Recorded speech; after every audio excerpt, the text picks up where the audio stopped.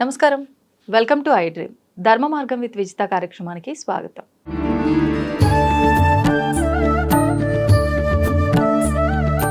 సాధారణంగా ప్రస్తుత కాలంలో మంచి చెప్పేవారు చాలా తక్కువైపోయారు. ఒకప్పటి కాలంలో మనకు అన్నీ కూడా ఉమ్మడి కుటుంబాలు ఉండేవి. ఉమ్మడి కుటుంబాల్లో అమ్మమ్మ, నానమ్మ, లేదు అంటే పిన్నమ్మలు, పెద్దమ్మలు, ఇలా అందరూ కూడా అత్తయ్యలు, మామయ్యలు, ఇలా చాలా ఎక్కువ మంది ఉండటం వల్ల ప్రత్యేకించి పిల్లలు చిన్నప్పటి నుంచే ఎదుగుతున్న వయసులోనే మనం ఏది కూడా ప్రత్యేకించి నేర్పించాల్సిన అవసరం లేకుండానే ఒక్కొక్కరి ద్వారా ఒక్కొక్క విషయాన్ని వాళ్ళు అలా అలవోకగా నేర్చుకునేవారు. అసలు అది నేర్చుకుంటున్నట్టు కూడా వాళ్ళకి తెలియకుండానే మంచి విలువలన్నీ కూడా నేర్చుకునేవారు. కానీ ప్రస్తుత రోజుల్లో చూసుకుంటే చిన్న చిన్న కుటుంబాలు అయిపోయాయి. ఈ కుటుంబ వ్యవస్థ విధానం మారటం ఒక్కటి వల్ల ఎన్నో ఇబ్బందులు కూడా దారి తీస్తున్నాయి. ప్రస్తుతం మనం సమాజంలో చూస్తున్నాం చాలా రకాల ఇబ్బందులు అన్నీ కూడా.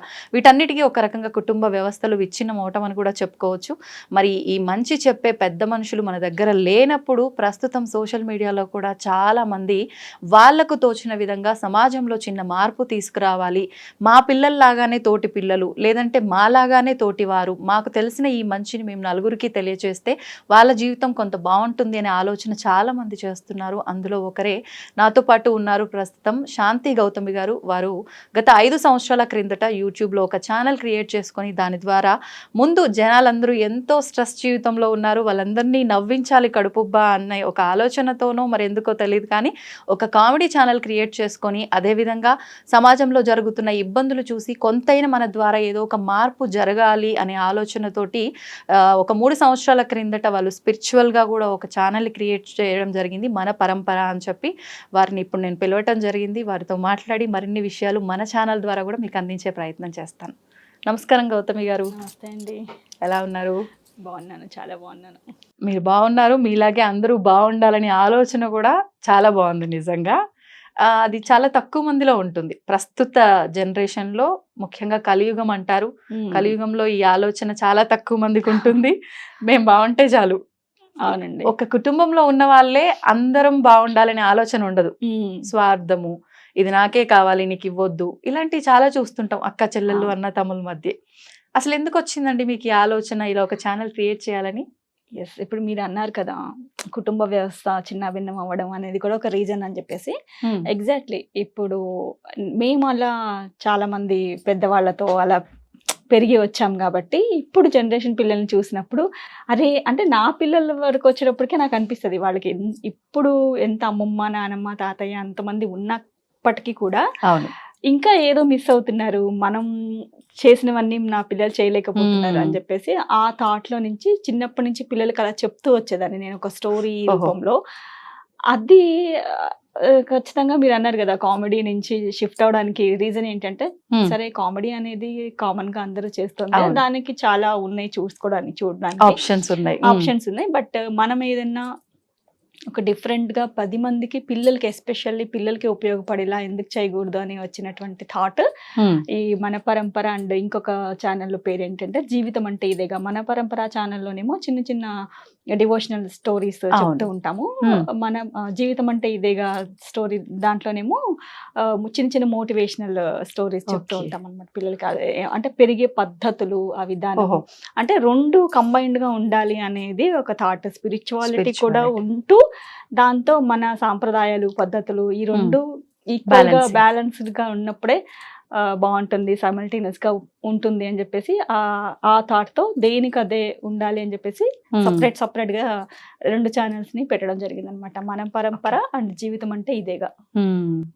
నిజంగా అంటే ఇప్పుడు ప్రజెంట్ ఉన్న జనరేషన్ పిల్లల్ని తీసుకుంటే కొంతమంది మాత్రం ఎక్కువగా అంటే క్వశ్చన్ చేసి ఒక పూజ చేస్తున్నాం ఇంట్లో అంటే ఎందుకు చేస్తున్నారు ఈ పూజ, చేయటం వల్ల ఏంటి, అసలు ఎందుకు చేయాలి, చేస్తున్నప్పుడు కొన్ని నియమాలు పాటిస్తూ ఉంటాము, ఇవి పాటిస్తేనే పూజ ఫలితం ఉంటుందా, ఇలా క్వశ్చన్ చేసే పిల్లలు ఉంటారు. కొంతమంది ఏమో అసలు పూజ జోలికే రారు, చెప్పింది కూడా వినకుండా వాళ్ళ పాటికి వాళ్ళు వదిలేసి వెళ్ళిపోతూ ఉంటారు. ఇంట్లో వాళ్ళు చెప్తేనే వినని ఇట్లాంటి పరిస్థితులు ఉన్న ఈ టైంలో అంటే మేము ఒక మెసేజ్ ఇస్తే చూస్తారు, నిజంగా మార్పు వస్తుంది అనే ఆలోచన అసలు ఎలా వచ్చింది మీకు? అంటే ఇప్పుడు మనం ఫర్ ఎగ్జాంపుల్ నార్మల్గా చెప్పుకుందాము, పూజ కార్యక్రమంలో ఉన్నాం అనుకోండి, వాళ్ళకి ఇది చెయ్యాలి, ఇది చేస్తే ఇది ఇది అవుతుంది అని చెప్పేసి ఆ బిజీ షెడ్యూల్లో మనం చెప్పలేం పిల్లలకి. అవును. మన పనులు అయిపోతే చాలే అన్నట్టు కూర్చోండి అని 2-3 సార్లు చెప్తాం, వినకపోతే వదిలేస్తాం. బట్ అది అక్కడికి అయిపోతుంది అంతే. అంతే. కానీ అట్లా కాకుండా ఒక సర్టెన్ టైం తీసుకొని అవును. ఇదే చెప్తూ ఉంటే ఒక్కసారి కాకపోతే ఒకసారి సరే చూద్దాము అమ్మ నాన్న ఈ ఛానల్ చాలా బాగుంది, ఇది చూడండి అని అంటే మాకు కామెంట్స్ వస్తూ ఉంటాయి చాలా. మీ ఛానల్ని నేను ఇలా సబ్స్క్రైబ్ చేసేసి మా పిల్లల చేతిలో ఫోన్ ఇలా వదిలేస్తుంటే రోజు ఏదో ఒకటి చూడండి రా, చాలా బాగుంటాయి, దీంట్లో నుంచి చాలా నేర్చుకుంటున్నాం అంటే పిల్లలే కాదు మేము కూడా నేర్చుకుంటున్నాము. అంటే వాళ్ళకి ఎలా చెప్తే పద్ధతిగా చెప్తే వింటారో అది మాకు మీ చూసిన తర్వాత చాలా బాగా అనిపించి, ఇంకా మేము ఏదైతే కన్వే చేయాలనుకుంటున్నామో అది మీరు కన్వే చేస్తున్నారు కదా అని చెప్పేసి అలా ఇచ్చేస్తున్నాం ఫోన్ మీద చూసి, లేదంటే వాళ్ళ ఫోన్ కి మేము పంపించడము అలా చేస్తున్నామని చాలా పెద్దవాళ్ళు అలా కూడా చెప్తూ ఉంటారు. సో అది మనం కన్వే చేసే విధానం కూడా ఉంటుంది పిల్లలకి. అంటే మన బిజీ షెడ్యూల్లో ఒక్కొక్కసారి అంత టైం తీయలేము మనం. టైం ఉన్న ఓపికలు ఉండట్లేదు, మనం కూడా చిరాగ్గా చెప్పేస్తున్నాం ఏదైనా ఆన్సర్ చెప్పాల్సి వచ్చినా. కాబట్టి ఆ టైం అనేది మనం పిల్లలకి ఖచ్చితంగా మంచి టైం ఇవ్వగలిగితే వాళ్ళు తప్పకుండా ఒకసారి కాకపోయినా ఒకసారి వాళ్ళు రియలైజ్ అవుతారు, చూస్తారు.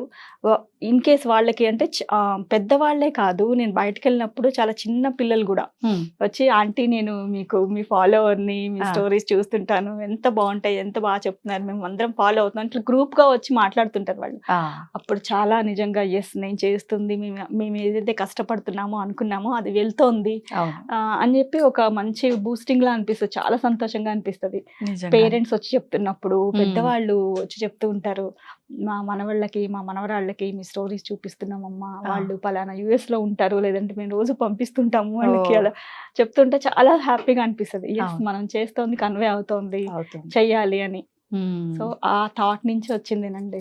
ఓకే, బాగుంది. అంటే కామెడీని తీసేయటం అనేది ఎందుకు అంటే ప్రస్తుతం ఉన్న ఈ బిజీ లైఫ్ లో, స్ట్రెస్ లైఫ్ లో ప్రతి ఒక్కరు నిజంగా కాసేపు హ్యాపీగా ఉంటే బాగుండు, మనశ్శాంతిగా అనుకుంటున్నారు.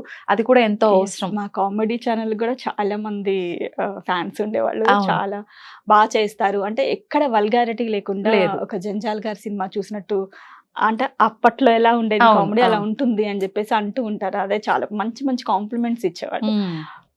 ఎందుకు అనంటే ఇప్పుడు నేను ఇది స్పిరిచువల్ గా చెప్పడం స్టార్ట్ చేసిన దగ్గర నుంచి అమ్మ అంటే మీతో మేము ఒక ఫ్యామిలీ మెంబర్ లాగా కనెక్ట్ అయిపోయాము, మిమ్మల్ని చూస్తుంటే అసలు ఎంతో ఒక మంచి ఫీల్ వస్తుంటది, స్పిరిచువల్ ఫీల్. అలా అని మళ్ళీ కామెడీ అనేటప్పటికి కొంచెం డైజెస్ట్ తీసుకోలేకపోతున్నారు అనమాట అన్ని.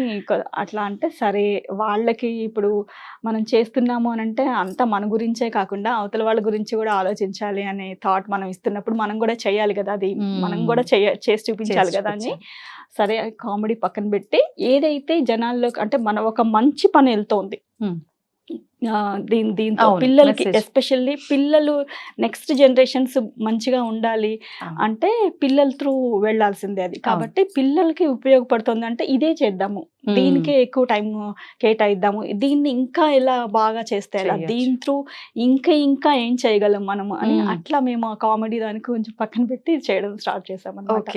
నిజంగా అంటే మీరు ఇస్తున్న మెసేజ్ బాగుంది, అందరము ఎంజాయ్ చేస్తున్నాము, సేమ్ టైం దాంట్లోంచి ఒక మంచి విషయాన్ని కూడా అందరం తెలుసుకోగలుగుతున్నాము. కానీ దాని వెనకాల మీ ఎఫర్ట్స్ మాత్రం చాలా ఉండే ఉంటాయి. అసలు ఒక రీల్ బయటికి వచ్చింది అని అంటే ఎన్ని రోజులు వర్క్ చేయాల్సి ఉంటుంది మీరంతా కూడా దాని వెనకాల? ఉంటుందండి, ఒక 4-5 days ఈజీగా పడుతుంది. ఒక చిన్న 1 minute అంటే ఇప్పుడు 3 minutes అయింది అనుకోండి. బట్ 1 minute లో మనం కన్వే చేయలేని స్టోరీస్ ఏవైతే ఉన్నాయో అవి మళ్ళీ మేము రిపీటెడ్ గా చేసిన దాన్ని కూడా ఒక్కొక్కసారి చేస్తుంటాం. 3 minutes లో చెప్పగలిగితే ఇంకా చాలా బాగుంటుంది కాన్సెప్ట్ అని. షార్ట్ అండ్ స్వీట్ గా వచ్చేటట్టు, మెసేజ్ వెళ్ళేటట్టు. ఎస్, దానికి ఏంటంటే మళ్ళీ పొద్దున్నే మా హస్బెండ్ 3కి లేచి ఆ బ్రహ్మ ముహూర్తంలో కూర్చుంటే ఆ ఫ్లో అలా ఉంటుంది, మంచి థాట్స్, ఆ స్పిరిచువల్ ఇది కూడా ఉంటుంది, కనెక్టివిటీ అని చెప్పేసి అప్పుడు స్క్రిప్ట్ స్టార్ట్ అంటే ఒక కాన్సెప్ట్ అనుకుంటాం మేము.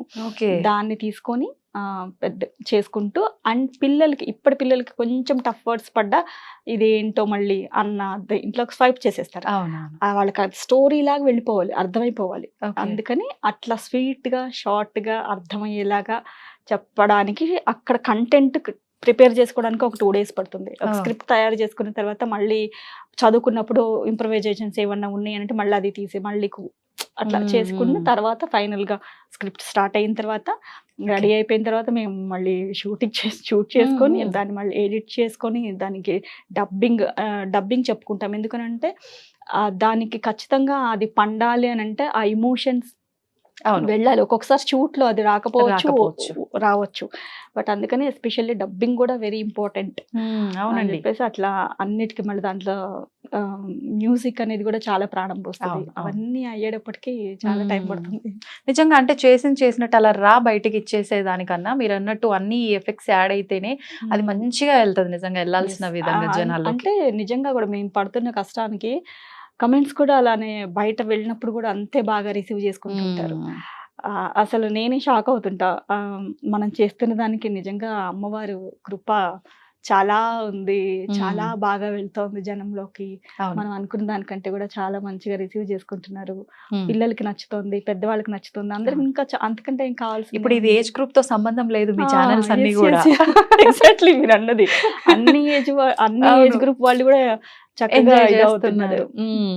ఇప్పుడు పిల్లల విషయానికి వస్తే సరే, మీరిద్దరు అంటే పెద్దవాళ్ళు ఒక మెసేజ్ ఇవ్వాలి, బాగుంది ఇలాంటి ఆలోచన చేయడం కానీ దీనిపైన హార్డ్ వర్క్ చేయడం. పిల్లల విషయానికి వచ్చేసరికి ఎడ్యుకేషన్ విషయంలో వాళ్ళు ఆల్రెడీ ఎంతో స్ట్రెస్ లో ఉంటూ ఉంటారు, వాళ్ళు కోఆపరేట్ చేయడం అనేది కూడా నిజంగా చాలా గ్రేట్. అవునండి, అది కూడా చాలా మంది అంటుంటారు అసలు మీ ఫ్యామిలీయే ఎంత బాగా ఒకళ్ళకొకళ్ళు కోఆర్డినేట్ చేసుకుంటేనో కదా ఈ విధంగా మీరు తీసుకురాగలుగుతున్నారు. పిల్లల సపోర్ట్ చాలా ఉందండి నిజంగా. అమ్మవారి బ్లెస్సింగ్స్, అంత మంచి పిల్లల్ని ఇచ్చాడు నాకు దేవుడు. మేబీ 2 అబ్బాయిలు, 2 బాబులు. వాళ్ళు అంటే ఏదన్నా చెప్తే ఖచ్చితంగా తీసుకొని ఎస్ చేద్దాము. ఫస్ట్ నుంచి వాళ్ళు ఎప్పుడు కూడా నో అని చెప్పలేదండి, మరి ఎందుకో తెలియదు, నో అని చెప్పలేదు. అండ్ మా పెద్ద బాబు అయితే, మా చిన్న బాబు షూట్కి ఒకదానికి హెల్ప్ చేయడం అవన్నీ చేస్తుంటాడు, కానీ మా పెద్ద బాబు అయితే ఎడిటింగ్ తనకి ఇంట్రెస్ట్ అనమాట. ఎడిటింగ్ వాళ్ళ నాన్నగారికి అవి కూడా అవుట్డోర్ షూటింగ్స్ అట్లా కూడా వెళ్తుంటాం మేము. అంటే గోసేవలో కూడా వెళ్తుంటాం కాబట్టి ఆ షూట్స్ కూడా తను వస్తాడు. 2 బ్యాలెన్స్ చేసుకుంటున్నారు. అటు అంటే కంప్లీట్ ఎడిటింగ్ అంతా పెద్ద బాబే చేస్తాడా? కంప్లీట్ చేయడు, పెద్ద ఏమన్నా కంటెంట్స్ ఉన్నాయి బయటికి వెళ్ళినప్పుడు అట్లాంటివి ఉన్నాయి అని అంటే మాత్రం తను చేస్తాడు. దాంట్లో నుంచి మళ్ళీ మేము కావాల్సిన కంటెంట్ ని ఎడిట్ చేసుకొని పెడుతూ ఉంటాం అనమాట. అండ్ రోజువారీ షార్ట్స్ మాత్రం మా హస్బెండ్ ఎడిట్ చేసుకుంటారు. అంటే అందరి ఎఫర్ట్స్ ఉన్నాయి ఇక్కడ. ఎస్ అండి, అందరి ఎఫర్ట్స్ ఉన్నాయి. ఒకరితో ఒకరు కలిసి మెలిసి చేసుకుంటే ఏది కూడా ఇబ్బంది అనిపించదు అనే విషయం కూడా అర్థమవుతుంది మీ ఫ్యామిలీని తీసుకుంటే. ఇప్పుడు ఎంతైనా బయట పిల్లల్ని వాళ్ళ టైమింగ్స్ ప్రకారం అవన్నీ మనం చేయడం కష్టం. సో మా పిల్లలు చిన్నప్పటి నుంచి కూడా చాలా, అంటే మనం ఏదైనా చెప్తే క్వశ్చన్స్ వేసినా అది ఒక రీజనబుల్ గా ఉంటుంది, దానికి మేము ఆన్సర్ చేసినప్పుడు సరే అని చెప్పేసి వాళ్ళు కన్వే అవుతారు. కొన్ని కౌంటర్ ఇచ్చినట్టుగా కూడా, అంటే మిమ్మల్ని పెద్దమ్మ అని పిలిచింది ఒక అమ్మాయితో, మీరు తన డ్రెస్సింగ్ గురించి మీరు డైరెక్ట్ గా చెప్పకపోయినా తనకని కాదు నార్మల్ గా అందరికి మెసేజ్ ఇస్తున్నట్టు. అంటే మన హిందూ సాంప్రదాయంలో కట్టుబొట్టుకి ఒక మంచి విధానం అనేది ఉంది, దాన్ని మనం చక్కగా పాటించాలి. తనన్న అంటే స్క్రిప్ట్ లో తనన్న క్వశ్చన్ కూడా బాగుంది, మీకు రిటర్న్ లో క్వశ్చన్ వేసింది. ప్రస్తుతం పిల్లల్లో ప్రతి ఒక్కరు అదే రిటర్న్ లో క్వశ్చన్ వేస్తారు. అంటే ఏం చెప్పాలనుకున్నారు, అంటే ఒకసారి మన ప్రేక్షకులకు కూడా ఆ మెసేజ్ ని మళ్ళీ మీరు. అంటే ఇప్పుడు డ్రెస్సింగ్ అనేది చాలా బయట అంతా దీనిగా ఉంది కదా. సో అంటే మన పద్ధతుల్ని పాటించాలి అని పెద్దవాళ్ళు చెప్తూ ఉంటారు కదా, అది పాటించినప్పుడు అసలు వీటన్నిటికీ తావులేదు కదా అన్న దీంట్లో చెప్పామన్నమాట అది. సో కాకపోతే ఇప్పుడు జనరేషన్ ఏంటంటే అంటే పాటిస్తేనే మనుషులుగా చూస్తారా లేదంటే చూడరా అన్న డిస్కషన్ లో అయ్యిందనమాట. అంటే ఆ చూసే ఇది వేరుగా ఉంటది. అది ఏది నువ్వు చూస్ చేసుకుంటావు, ఏది బాగుంటుంది, మంచిగా చూడడం బాగుంటుందా లేదంటే కామెంట్స్ చేసేలాగా చూడడం బాగుంటుందా, అది నీ చాయిస్ అని చెప్పామన్నమాట. అప్పుడు తను రియలైజ్ అవుతుంది, ఎస్ కరెక్టే కదా అని చెప్పేసి అట్లా. అవును అవును. ఓకే. ఇంకా కొంచెం వివరంగా మెసేజ్ ఇయ్యాలి ఈ వస్త్రధారణకు సంబంధించి ఇవన్నీ అనంటే, అంటే మీరన్నది వాస్తవం. ప్రస్తుతం ఆ వస్త్రధారణ అనేది వాళ్ళకి నచ్చినట్టు వేసుకోవచ్చు. కానీ సేమ్ టైమ్ పక్క వాళ్ళని ఇబ్బంది పెట్టేటట్టు, అది మళ్ళీ నీకు ఇబ్బంది కలిగించేటట్టు ఉండకుండా చూసుకోవాలి. కానీ టెంపుల్స్‌కెళ్ళినప్పుడు గూడా పిచ్చి పిచ్చి బట్టలతోటి వెళ్ళే వాళ్ళని కూడా మనం చూస్తున్నాము. ఒకసారి దాని గురించి మీరు ఒక మంచి మెసేజ్ ఇవ్వాలి. అంటే ఆల్రెడీ చాలా వరకు టెంపుల్స్ లో ఇప్పుడు అలో చేయట్లేదు. హ్మ్. ఓన్లీ ఈ అంటే కొన్ని డ్రెస్సింగ్ కొన్ని టెంపుల్స్ కండిషన్స్ పెట్టారు. పెట్టారు. సో వస్తుంది చాలా వరకు పిల్లలకి పిల్లలే అంటే అట్లీస్ట్ టెంపుల్కి వెళ్ళేటప్పుడన్నా మన పద్ధతిలో వెళ్దాము అని చెప్పేసి. బట్ ఇంకా ఏంటి అని అంటే మనం చెప్పకుండానే వాళ్ళల్లో కొంచెం చేంజ్ అనేది వచ్చే వరకు మనం పిల్లలు కాబట్టి ఒకసారి కాబట్టి 10 సార్లు చెప్తామండి, 10 సార్లు కాబట్టి 100 సార్లు చెప్పాలి. చెప్పడం మన బాధ్యత. బట్ అది ఎంతవరకు వాళ్ళు ఫాలో అవుతారు అనేది వాళ్ళ మీద కూడా డిపెండ్ అయి ఉంటుంది. బట్ అవును. చెప్తూ ఉంటే బట్ మనం ఏదైనా అంతే. ఇప్పుడు ఒక పనిని ఒక రోజు చేసి 2 రోజులు చేసి వదిలేసిన దానికి అది కంటిన్యూగా చేస్తూ ఉంటే మనకు వచ్చే రిజల్ట్‌కి అవును. తేడా ఉంటుంది కదా! ఇది ఉంటుంది. కూడా అంతే. సో మన ధర్మాన్ని ముందుకు తీసుకెళ్ళండి, మన సాంప్రదాయాన్ని పాటించండి అని మనం కీప్ ఆన్ వాళ్ళకి చెప్తూనే ఉండాలి. అవును. అవును. సో తప్పకుండా చేంజ్ అనేది అంటే చాలా వరకు వచ్చింది. ఇంకా వస్తుంది, రావాలి అని చెప్పేసి అనుకుంటాను. అని అంతే. అనుకుందాం, మనం అలా కోరుకుందాం అంతే. అనుకోని మన వర్షన్‌లో మనం మెసేజ్ ఇవ్వాల్సిందే ఒక రకంగా. అంటే అలా చెప్పిన వాళ్ళని గూడా దూషించే పరిస్థితులు గూడా ఈ మధ్య చాలా చాలా క్రియేట్ అయ్యాయి.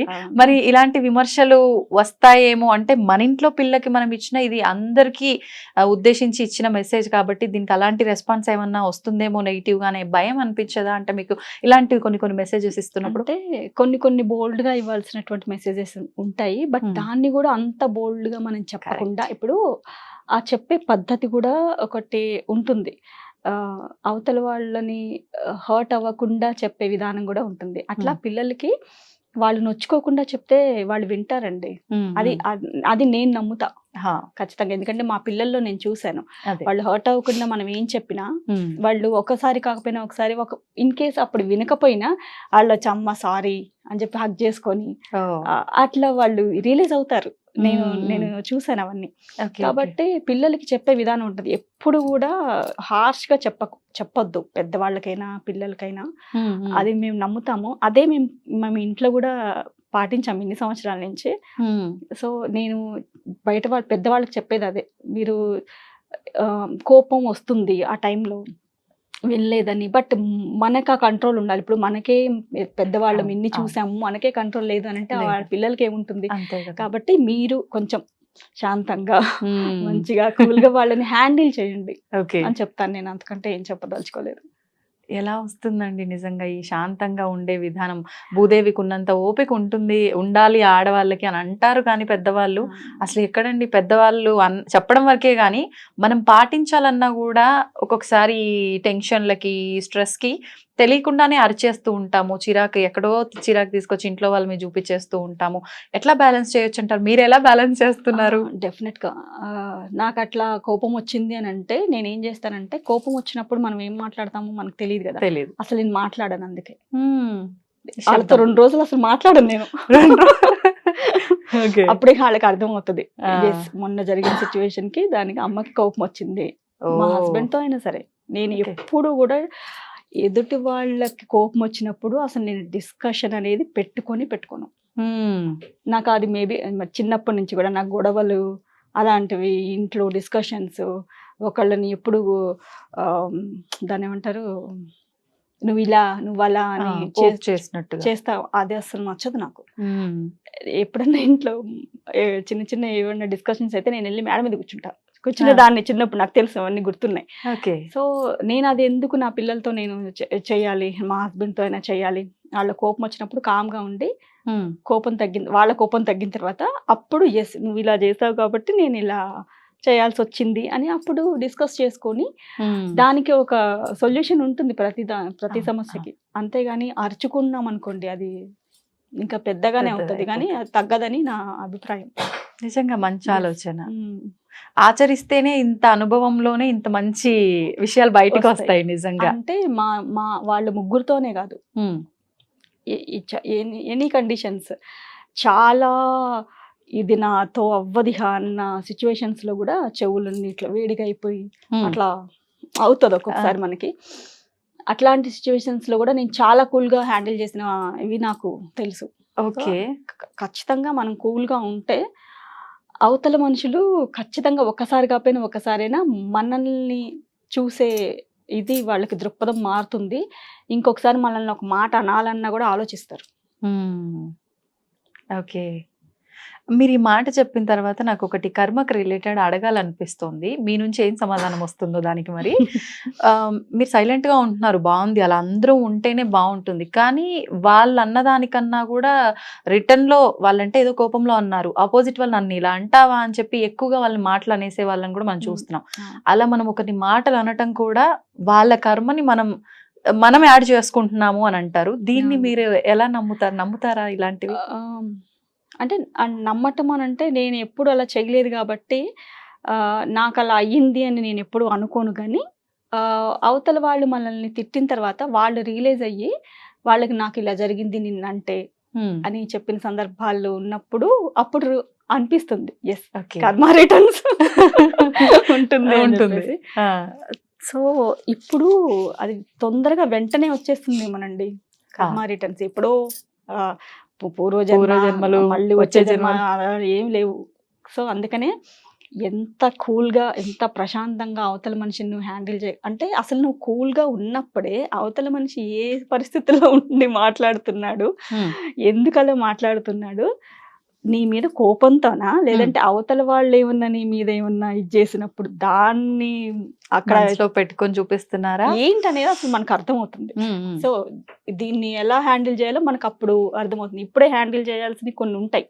ఒక చిన్న మాటతోని కూడా దాన్ని మనము సాల్వ్ చేసేయచ్చు. వాళ్ళని అక్కడ ఒక చాక్ లాగా అయ్యి అన్నట్టు కూల్ అయిపోతుంటారు. అట్లా కాకుండా ఇది చిన్న ఇది కాదు, తర్వాత కోపం తగ్గాక కూర్చొని మాట్లాడుకోవాల్సింది అన్నప్పుడు వాళ్ళని అట్లా హ్యాండిల్ చేయాలి. ఓకే. అంటే ఖచ్చితంగా మీరు అన్న నిశ్శబ్దం అనేదే ఇక్కడ మంచిగా వర్క్ చేస్తుంది. అది కానీ చాలా వర్క్ చేస్తుంది. అది చెయ్యడానికి చాలా బ్యాలెన్స్డ్ గా అంటే స్థిత ప్రజ్ఞత మాత్రం ఉండాలి చాలా ఉండాలి. గౌతమి గారు మీరు అలా నిశ్శబ్దంగా ఉండగలగడం కూడా గ్రేట్ కదా. మెడిటేషన్ అంటే పెద్దగా అట్లా కూర్చొని గంటలు అలా ఏం చేయనండి. కాకపోతే నాకు చిన్నప్పటి నుంచి కూడా స్పిరిచువల్ ఇది కాస్త బాగా ఎక్కువ టచ్ ఉంటూ నాకు ఇష్టం. అట్లా భజన్స్ అని అట్లా మా తాతమ్మ గారు గుళ్ళో భజన్స్ పాడేవాళ్ళు. అట్లా ఏంటో తెలియదు నాకు. అంటే పిల్లలు అనగానే ఆడుకోవడానికి దానికి ఎక్కువ ప్రిఫరెన్స్ ఇస్తారు కదా. అట్లా భజన్స్ అన్నా ఏదైనా పూజలు పునస్కారాలన్నా గుళ్ళల్లో ఏమైనా జరుగుతున్నాయి ముందు అక్కడికి వెళ్ళిపోయేదాన్ని. ఏదో ఒకటి నాకు చేతనైంది అలా చేయడం, వాళ్ళు చెప్పే అట్లా వినడము. భజన్ని ఆవిడ పాడుతుంటే ఇలా అంత చిన్న ఏజ్ లోనే కళ్ళమాట నీళ్ళు ఇలా దారాలు అయిపోయాయి అనమాట. అట్లా ఉండేది నాకు. మరి అది నన్ను స్టెప్ బై స్టెప్ తీసుకొచ్చింది అని ఆ అమ్మవారి దయ అనుకుంటాను. అంతా స్వామి దయ. నిజంగా చాలా మంది ట్రస్ట్ చేస్తున్నారు. మనం అంటే ఏదో గొప్ప పూర్ణ అవసరం లేదు. చిన్నప్పటి నుంచి మన పిల్లలకి మన ఇంట్లో వాతావరణము ఒక ఆధ్యాత్మిక వాతావరణం క్రియేట్ చేస్తే ఆటోమేటిక్ గా ఒక రకమైన చేంజ్ అనేది వస్తుంది వాళ్ళ లైఫ్ లో అని. కానీ మేమందరము అంటే అందరూ ఎక్కడ ఆగిపోయారు సొసైటీ అని అంటే, దీపారాధన చేస్తున్నామా, మా ఆయన చెయ్యాలా నేను చేయాలా, మా ఆయన చేస్తే ఎక్కువ ఫలితం ఉంటుందంట, నేను చేస్తే నాకే వర్తిస్తుందంట, ఈ ఆయిల్తో చేస్తేనే పూజ ఫలితం ఉంటుందంట, ఈ రకరకాల సమస్యలు ఆలోచనలు ఈ క్వశ్చన్ మార్కుల దగ్గర ఆగిపోతున్నాం తప్ప ఆధ్యాత్మిక వాతావరణం క్రియేట్ చేయలేకపోతున్నాం. ఆ ఆధ్యాత్మిక వాతావరణం క్రియేట్ చేయాలంటే ఆ డైలీ రొటీన్ అంతా ఏ రకంగా ఉండాలంటారు? అసలు ఫస్ట్ ఆధ్యాత్మిక వాతావరణం క్రియేట్ అవ్వాలి అంటే ఇల్లు ప్రశాంతంగా ఉండాలి, ఇంట్లో మనుషులు ప్రశాంతంగా ఉండాలి. అందరు మనుషులు హడావుడి గందరగోళము, ఒకళ్ళ మీద ఒకళ్ళకి ఇది నువ్వు చేయాలి ఇది నేను చేసే పని అనుకుంటూ ఉంటే అది నువ్వు 100 యజ్ఞాలు చేసినా అది దానికి ఏమీ ఇది ఉండదు. అసలు ముందు పూజ అంటే ఏంటండి, ప్రశాంతత, మనసు ప్రశాంతత ఉండడం కోసమే పూజ అనేది పెట్టారు. అవును. ఆ మనసే ప్రశాంతతగా లేకుండా నువ్వు ఎన్ని పూజలు చేస్తే ఏమిటి లాభం అనేది నా పాయింట్. కరెక్ట్ అండి. సో నువ్వు ఒక 5 నిమిషాలు ఏదైనా చిన్న శ్లోకం చదువుకో, స్తోత్రం చదువుకో, ఏమీ లేదు, ఎక్కడికన్నా వెళ్ళారు, మీరు జర్నీలో ఉన్నారు, ప్రశాంతంగా కూర్చో, అసలు చుట్టుపక్కల ఎవరూ లేరు, నువ్వు అమ్మవారు ధ్యానంలో కూర్చో, కాసేపు కళ్ళు మూసుకో, అమ్మంత ఎప్పుడో గుడికెళ్ళి ఉంటావు కదా, ఆ రోజు నువ్వు అద్భుతమైన దర్శనం జరుగుతుంది, ఆ అమ్మవారిని ఆ రూపాన్ని నువ్వు మనసులో తెచ్చుకో, చాలు, అదే పూజ. అంతకంటే అంటే పూజ ఇన్ సెన్స్ దేవుడి ముందు కూర్చొని మేము అది కూడా చేసాము. మా బాబు అడుగుతాడనమాట, అమ్మ నేను విజయవాడ వెళ్తున్నా, రేపు పూజ పాట అంతా నీదేరా అని చెప్పేసి చెప్తాను మా బాబాకి. నేను నాకు ముందు అది ఒత్తి పెట్టాలా, దీపం వేయాలా, తర్వాత అగరబత్తి, ఆ ప్రాసెస్ అంతా నాకు ఒక దీంట్లో తెలీదు, పద్ధతి ప్రకారం తెలియదమ్మా అంటే, నువ్వు ఎట్లా చేసినా దేవుడు స్వీకరిస్తాడ, మనస్ఫూర్తిగా చెయ్యి అని చెప్తామన్నమాట దాంట్లో. అప్పుడు తను రిలీజ్ అయ్యి ఓకే అట్లా చేస్తానమ్మా. అది నిజంగా అంటే ఇంట్లో జరిగిన సిచ్యువేషన్ మీరు జనాలకు ఇన్ఫర్మేషన్ ఇవ్వడం కోసం చేసిందేనా? చాలా వరకు మా పిల్లల దీంట్లో నుంచి తీసుకున్నవి మనకి ఏమైనా చూస్తుంటాం చుట్టుపక్కల, దాని నుంచి రిలేటెడ్ అయినవి అవి కూడా చేస్తుంటాం మేము. అన్ని బుక్కుల్లో నుంచి తీసుకున్నవే కాదు, మనకి మన చిన్నప్పటి నుంచి జరిగినవి, ఇప్పుడు పిల్లలకి జరుగుతున్నవి, అవి కూడా రిలేటెడ్ అయ్యి అన్ని కూడా చిన్న చిన్న కాన్సెప్ట్లే స్క్రిప్ట్ గా తయారు చేస్తూ ఉంటాం. సో అట్లా పిల్లలకి ఏంటి అని అంటే, మనం పూజ అనేది పిల్లల్ని చేయమంటానికి రీజన్ ఏంటి అని అంటే, వాళ్ళకి కాసేపు కూర్చొని ఒక మంచిగా కాసేపు ప్రశాంతంగా అలవాటు చేసుకోవడం అనేది కూర్చోబెట్టడానికి పూజ. ఓకే, పరుగులు తీస్తూ ఉంటారు కదా వాళ్ళు. సో అట్లా కాకుండా కీప్ ఆన్ మొబైల్స్, ల్యాప్టాప్స్ అట్లా కాకుండా అవన్నీ అంటే ఇవన్నీ కాకుండా కూడా ఇంకొక ప్రపంచం ఉంది, ఆ ప్రపంచం ఇదేరా అని బాగుంటుంది అని తెలియచేయడానికి కూర్చోబెట్టాలి పూజలో. ఓకే, అది కాన్సెప్ట్. ఓకే, అంటే మనకు నచ్చినట్టు మనం భక్తి శ్రద్ధలతో కాసేపు కళ్ళు మూసుకొని కూర్చున్నా కూడా అది భక్తి అని అంటున్నారు మీ వర్షన్లో. అదొక్కటే కాదండి, అట్లా చెయ్యలేము, మాకు అది చిన్నప్పటి నుంచి అసలు మా దీంట్లోనే లేదు, అట్లా కాదు అనే వాళ్ళు కూడా ఉంటున్నారు. అట్లాంటి వాళ్ళకి ఏం చేస్తానంటే, సరే మీకు పూజ అంటే ఏంటి అని అంటే, ఎవరికన్నా హెల్ప్ చేస్తే అది మీకు బాగా సాటిస్ఫాక్షన్ అనిపిస్తుందా, లేదంటే బయట ఏదన్నా ఏమన్నా చూసినప్పుడు దానికి రెస్పాండ్ అయ్యి చేసే వాళ్ళు ఉంటుంటారు. అట్లాంటివి ఏమైనా చేసినప్పుడు మీకు దేంట్లో మీకు సాటిస్ఫాక్షన్ గా, మీ మనసుకి ప్రశాంతతగా అనిపిస్తే అదే చేయండి. కొంతమందికి మొక్కలు పెంచడం బాగుంటుంది, కొంతమందికి కుక్కలు పెంచడం బాగుంటుంది, కొంతమందికి ఆవులు పెంచడం బాగుంటుంది. సో ఏదైనా సరే అది ఇదే పూజనే. సో మనస్ఫూర్తిగా నువ్వు ఏం చేసినా అది మనసు పెట్టి చేస్తే అది పూజే. ఓకే, పూజ చేస్తేనే పూజ కాదు. అంటే దేవుడు సర్వాంతర్యామి, ప్రతి ప్రాణిలో ప్రతి జీవిలో బ్రహ్మాండం అంతా ఆయనే ఉన్నాడు కదా. ఆయన్ని ఎక్కడో నువ్వు దేవుడి గదిలోనే వెతుక్కోవడం ఎందుకు, బయట కూడా వెతుక్కో, బయట కూడా సేవ చేయి. చాగంటి వారి ప్రవచనంలో ఆయన చెప్పారనమాట, మనం అంటే నాకు చేతనైంది ఇప్పుడు నేను ఇలా చేయగలుగుతున్నాను. నేను కూడా ఒక అమ్మాయిని చూసి ఇన్స్పైర్ అయ్యాను. ఆవిడ హాస్పిటల్స్కి వెళ్ళి ఇట్లా ఊళ్ళో నుంచి వచ్చిన వాళ్ళు కూడా చదువులేని వాళ్ళకి ఎక్కడికి వెళ్ళాలో ఏంటో ఏం చేయాలో తెలియక ఇబ్బంది పడుతూ ఉంటారు. వాళ్ళకి వెళ్ళి ఆ అమ్మాయి రోజు 1 గంట 2 గంటలో సర్వీస్ చేసి వస్తుందట. అంటే వాళ్ళకి ఫామ్స్ నింపి ఇవ్వడము, లేకపోతే మందులు పలానా చోట ఉంటాయి తెచ్చిపెట్టి ఈ మందులు ఇప్పుడు వేసుకోవాలని చెప్పడం అలాంటివి చేస్తుంటాం. అది విని నాకు చాలా బాగా అనిపించింది. అంటే నాకు కూడా ఉండేది, సొసైటీకి ఏదైనా చెయ్యాలంటే ఏదైనా చెయ్యాలి అంటే ఇది ఉంటేనే చెయ్యాలి, అది ఉంటేనే చెయ్యాలి అని మనం కూర్చుంటే కాదు, మనకు ఉన్న దాంట్లో నుంచి మనం ఏం చేసి సొసైటీకి కరెక్ట్గా మనం చేయగలుగుతాము అనేది మనమే వెతుక్కోవాలి అని అది విని నేను ఇన్స్పైర్ అయ్యాను. సో ఇప్పుడు ఆ అమ్మాయి చేస్తుంది అంత గొప్ప అయిన మహానుభావుడు వారికే అని అలా అనిపించింది అని అంటే మనం ఎంత చెప్పండి. సో అలా చేసుకుంటూ మనకి చేతనైంది అవతల వాళ్ళకి, సమాజానికి, మన కుటుంబానికి మంచి జరుగుతుంది అని అంటే అది ఏం చేసినా దేవుడు భగవంతుడు బ్లెస్ చేస్తాడండి. ఆయన కరుణ అపారంగా ఇచ్చేస్తాడు. ఇప్పుడు ఏదైనా ఆశించి చేసే సేవ ఏదైనా కూడా ప్రతిఫలాన్ని ఇవ్వదు అంటే, ఏమీ ఆశించకుండా చెయ్యి, నీకు రావాల్సిన ప్రతిఫలం నీకు దక్కుతుంది అని కృష్ణుడు చెప్పాడు అని అంటూ ఉంటారు. మరి మనం ఆశించి చేయాలా, ఆశించకుండా చేయాలంటారా? అఫ్ కోర్స్ ఆశించి చేయాల్సినవి కొన్ని ఉంటాయి, ఆశించకుండా చేయాల్సినవి కొన్ని ఉంటాయి. ఉదాహరణ ఏమైనా చెప్పగలరా? ఎస్, ఇప్పుడు మనము మన పిల్లలకి, ఇప్పుడు మన అమ్మ నాన్నలు ఉన్నారండి, మనకి ఏం ఆశించి వాళ్ళు పెంచుతున్నారు, మంచి భవిష్యత్తు ఇవ్వాలి వాళ్ళకి. సో అలాంటివి చాలా ఉంటాయి, మనం పట్టించుకోము. ఆశించకుండా చేసేవి వాటిని ఆశించకుండా చేయాలి. ఒరే నేను ఇంత పెట్టుబడి పెడుతున్నా నీ మీద, రేపటి రోజున నువ్వు నాకు అంత మళ్ళీ ఇస్తేనే రిటర్న్ అని మనం ఎప్పుడన్నా అంటామా వాళ్ళని? ఇవ్వకపోయినా చాలు, నువ్వు హ్యాపీగా ఉండరా, అంతే. నువ్వు బాగుంటే మేము బాగుంటాం అని అంటాం అంతే. అట్లా ఏదైనా అంతేనండి. ఇప్పుడు ఆశించి అని అంటే ఏంటి అని అంటే, ఇప్పుడు ఒక సమాజానికి ఒక మంచి పని జరుగుతోందండి, మన దగ్గర లేవు, 10 మంది దగ్గర తీసుకొని అది ఒక దగ్గర వేసి ఇదిగో దీనికి ఇది సంబంధించి చేస్తున్నాము అని అంటే అది కరెక్ట్ అంటారా, రాంగ్ అంటారా? కరెక్టే ఒక రకంగా కదా. మరి అది అప్పుడు 10 మంది దగ్గర అడుగుతున్నాం కాబట్టి అది ఆశిస్తున్నాము అని అంటే కానీ మంచి కోసం చేస్తున్నాము. ఎస్, అది మీ అది మనం చూసే విధానంలో ఉంటుంది, మనం చూసే కోణంలో ఉంటుంది. ఓకే ఓకే బాగుంది లాజిక్ కదా. కానీ వాస్తవం, మంచి చేయాల్సి వస్తే అంటే ఒకరికి మంచి జరుగుతుంది అని అంటే ధర్మంగా ఉంది ఆ విధానము, అంటే ఒకరికి ఇబ్బంది జరిగినా పర్వాలేదు అనే విధానాన్ని కూడా మన పెద్దవాళ్ళు ఎంతో మంది ఆచరించి మనకు చెప్పిన వారే కాబట్టి కొన్ని సందర్భాల్లో జాగ్రత్తగా ఆచితూచి వెళ్ళాలి ఇలాంటి వాటి దగ్గర.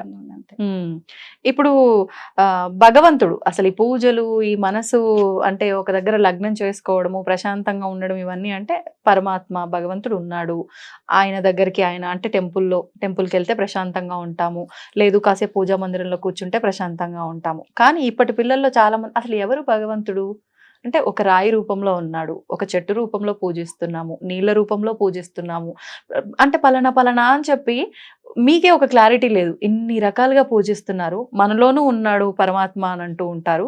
అసలు ఎవరి భగవంతుడు అనే వాళ్ళకి ఏం చెప్తారు? ఇప్పుడు భగవంతుడు అని అంటే ఆయన గుడిలోనే ఉంటాడు, లేదంటే ఆ క్షేత్రంలోనే ఉంటాడు, అక్కడే ఉంటాడు, లేదా మన ఫోటోలోనే ఉంటాడు, అలా అని మనము పిల్లలకి వాళ్ళు ఒక క్వశ్చన్స్ వస్తాయి ఖచ్చితంగా. కాకపోతే ఒకటే చెప్పాలి, ఇప్పుడు నువ్వు ఇంట్లో ఉండి చదువుకున్న దానికి స్కూల్కి వెళ్ళి చదువుకున్న దానికి తేడా ఏంటి, వాళ్ళకి అర్థమయ్యే పరిధిలోనే మనం చెప్పుకుందాం. ఇప్పుడు ఎందుకు స్కూల్కి వెళ్ళాలి? ఇంట్లో అమ్మా నాన్నకి ఏబిసిడీలు అవన్నీ రావా? వస్తాయి కదా. వస్తాయి. టేబుల్స్ రావా? వస్తాయి కదా. తెలుగు చదవడం రాదా, హిందీ చదవడం అన్నీ వస్తాయి కదా. మరి ఎందుకు నువ్వు స్కూల్కి ఎందుకు వెళ్ళాలి అని వాళ్ళనే మనం రిటర్న్ క్వశ్చన్ వేయాలి.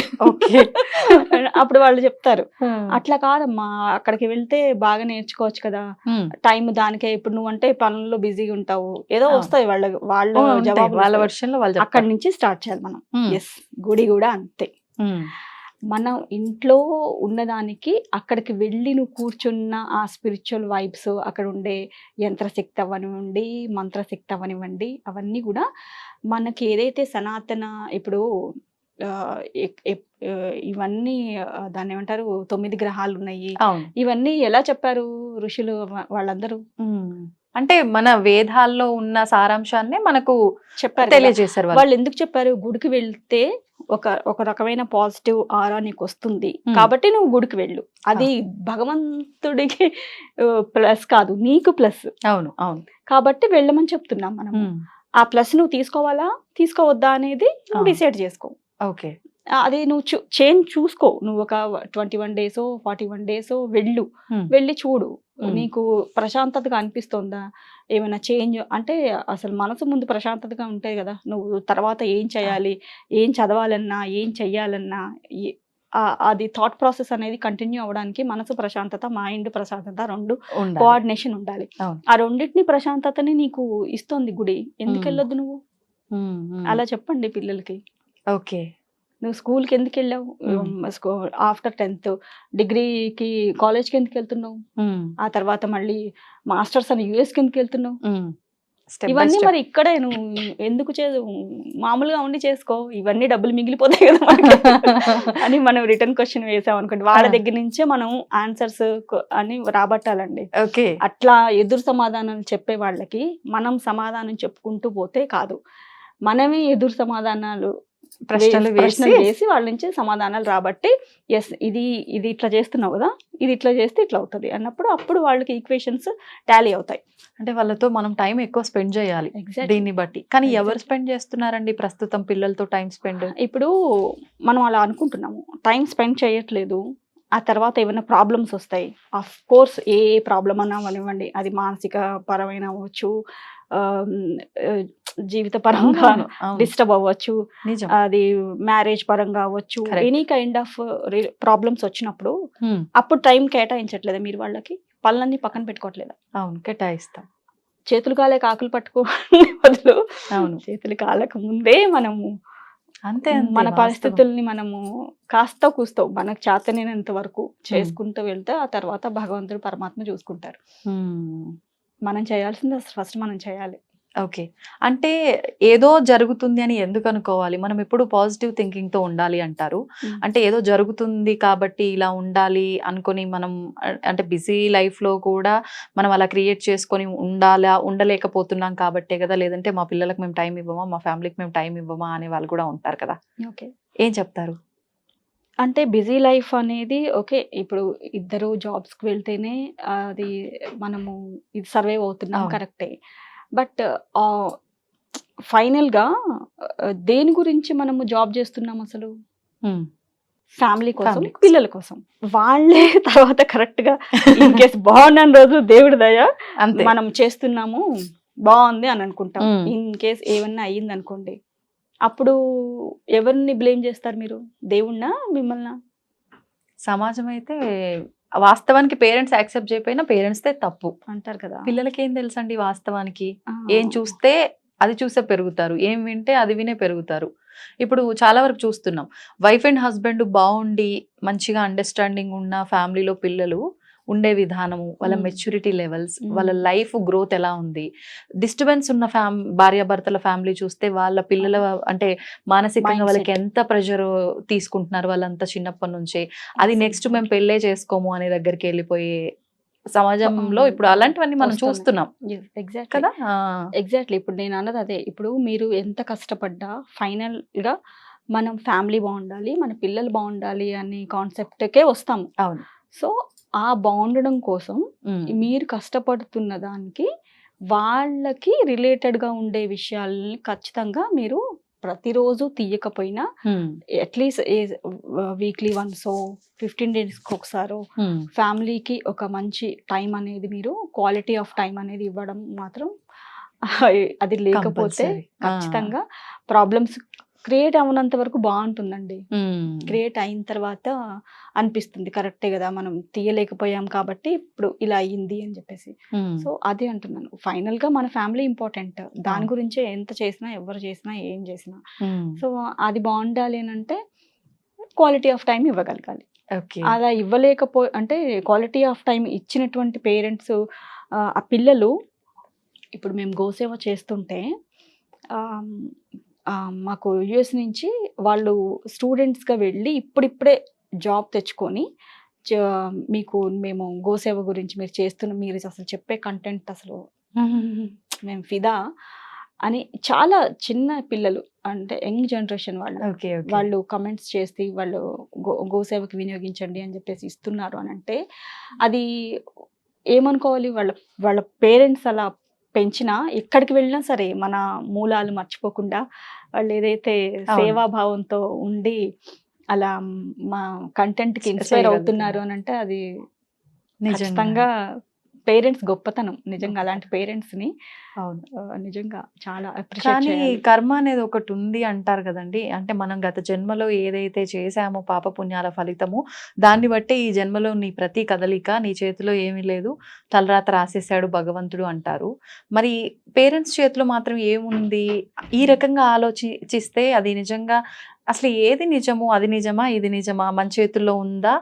నిజంగా పిల్లల భవిష్యత్తు? ఇలాంటి ఒక క్వెషన్ మార్క్ ప్రతి ఒక్కరిలో వస్తుంది. దీనికేం సమాధానం చెప్తారు? వస్తుంది. కాకపోతే ఏంటంటే ఆఫ్‌కోర్స్ అయ్యుండొచ్చు. మనది ఏ నిమిషము మన చేతుల్లో లేదు. నెక్స్ట్ మినిట్ ఏమవుతుందో మీకు తెలీదు, నాకు తెలీదు. అవును. అంతా భగవంతుడి దీని మీద ఆధారపడి ఉంటుంది. ఆయన లీలలన్నీ. అంతే. బట్ కాకపోతే ఏంటనంటే మనకొక సెల్ఫ్ సాటిస్ఫాక్షన్ ఉంటుంది. హ్మ్. జస్ట్ నా పిల్లల్ని నేను పట్టించుకొని, హ్మ్. నా పద్ధతుల ప్రకారం, మన సంస్కృతి సాంప్రదాయాల ప్రకారం, నా కుటుంబానికి తగ్గట్టుగా నేను పెంచుకున్నాను. హ్మ్. హ్మ్.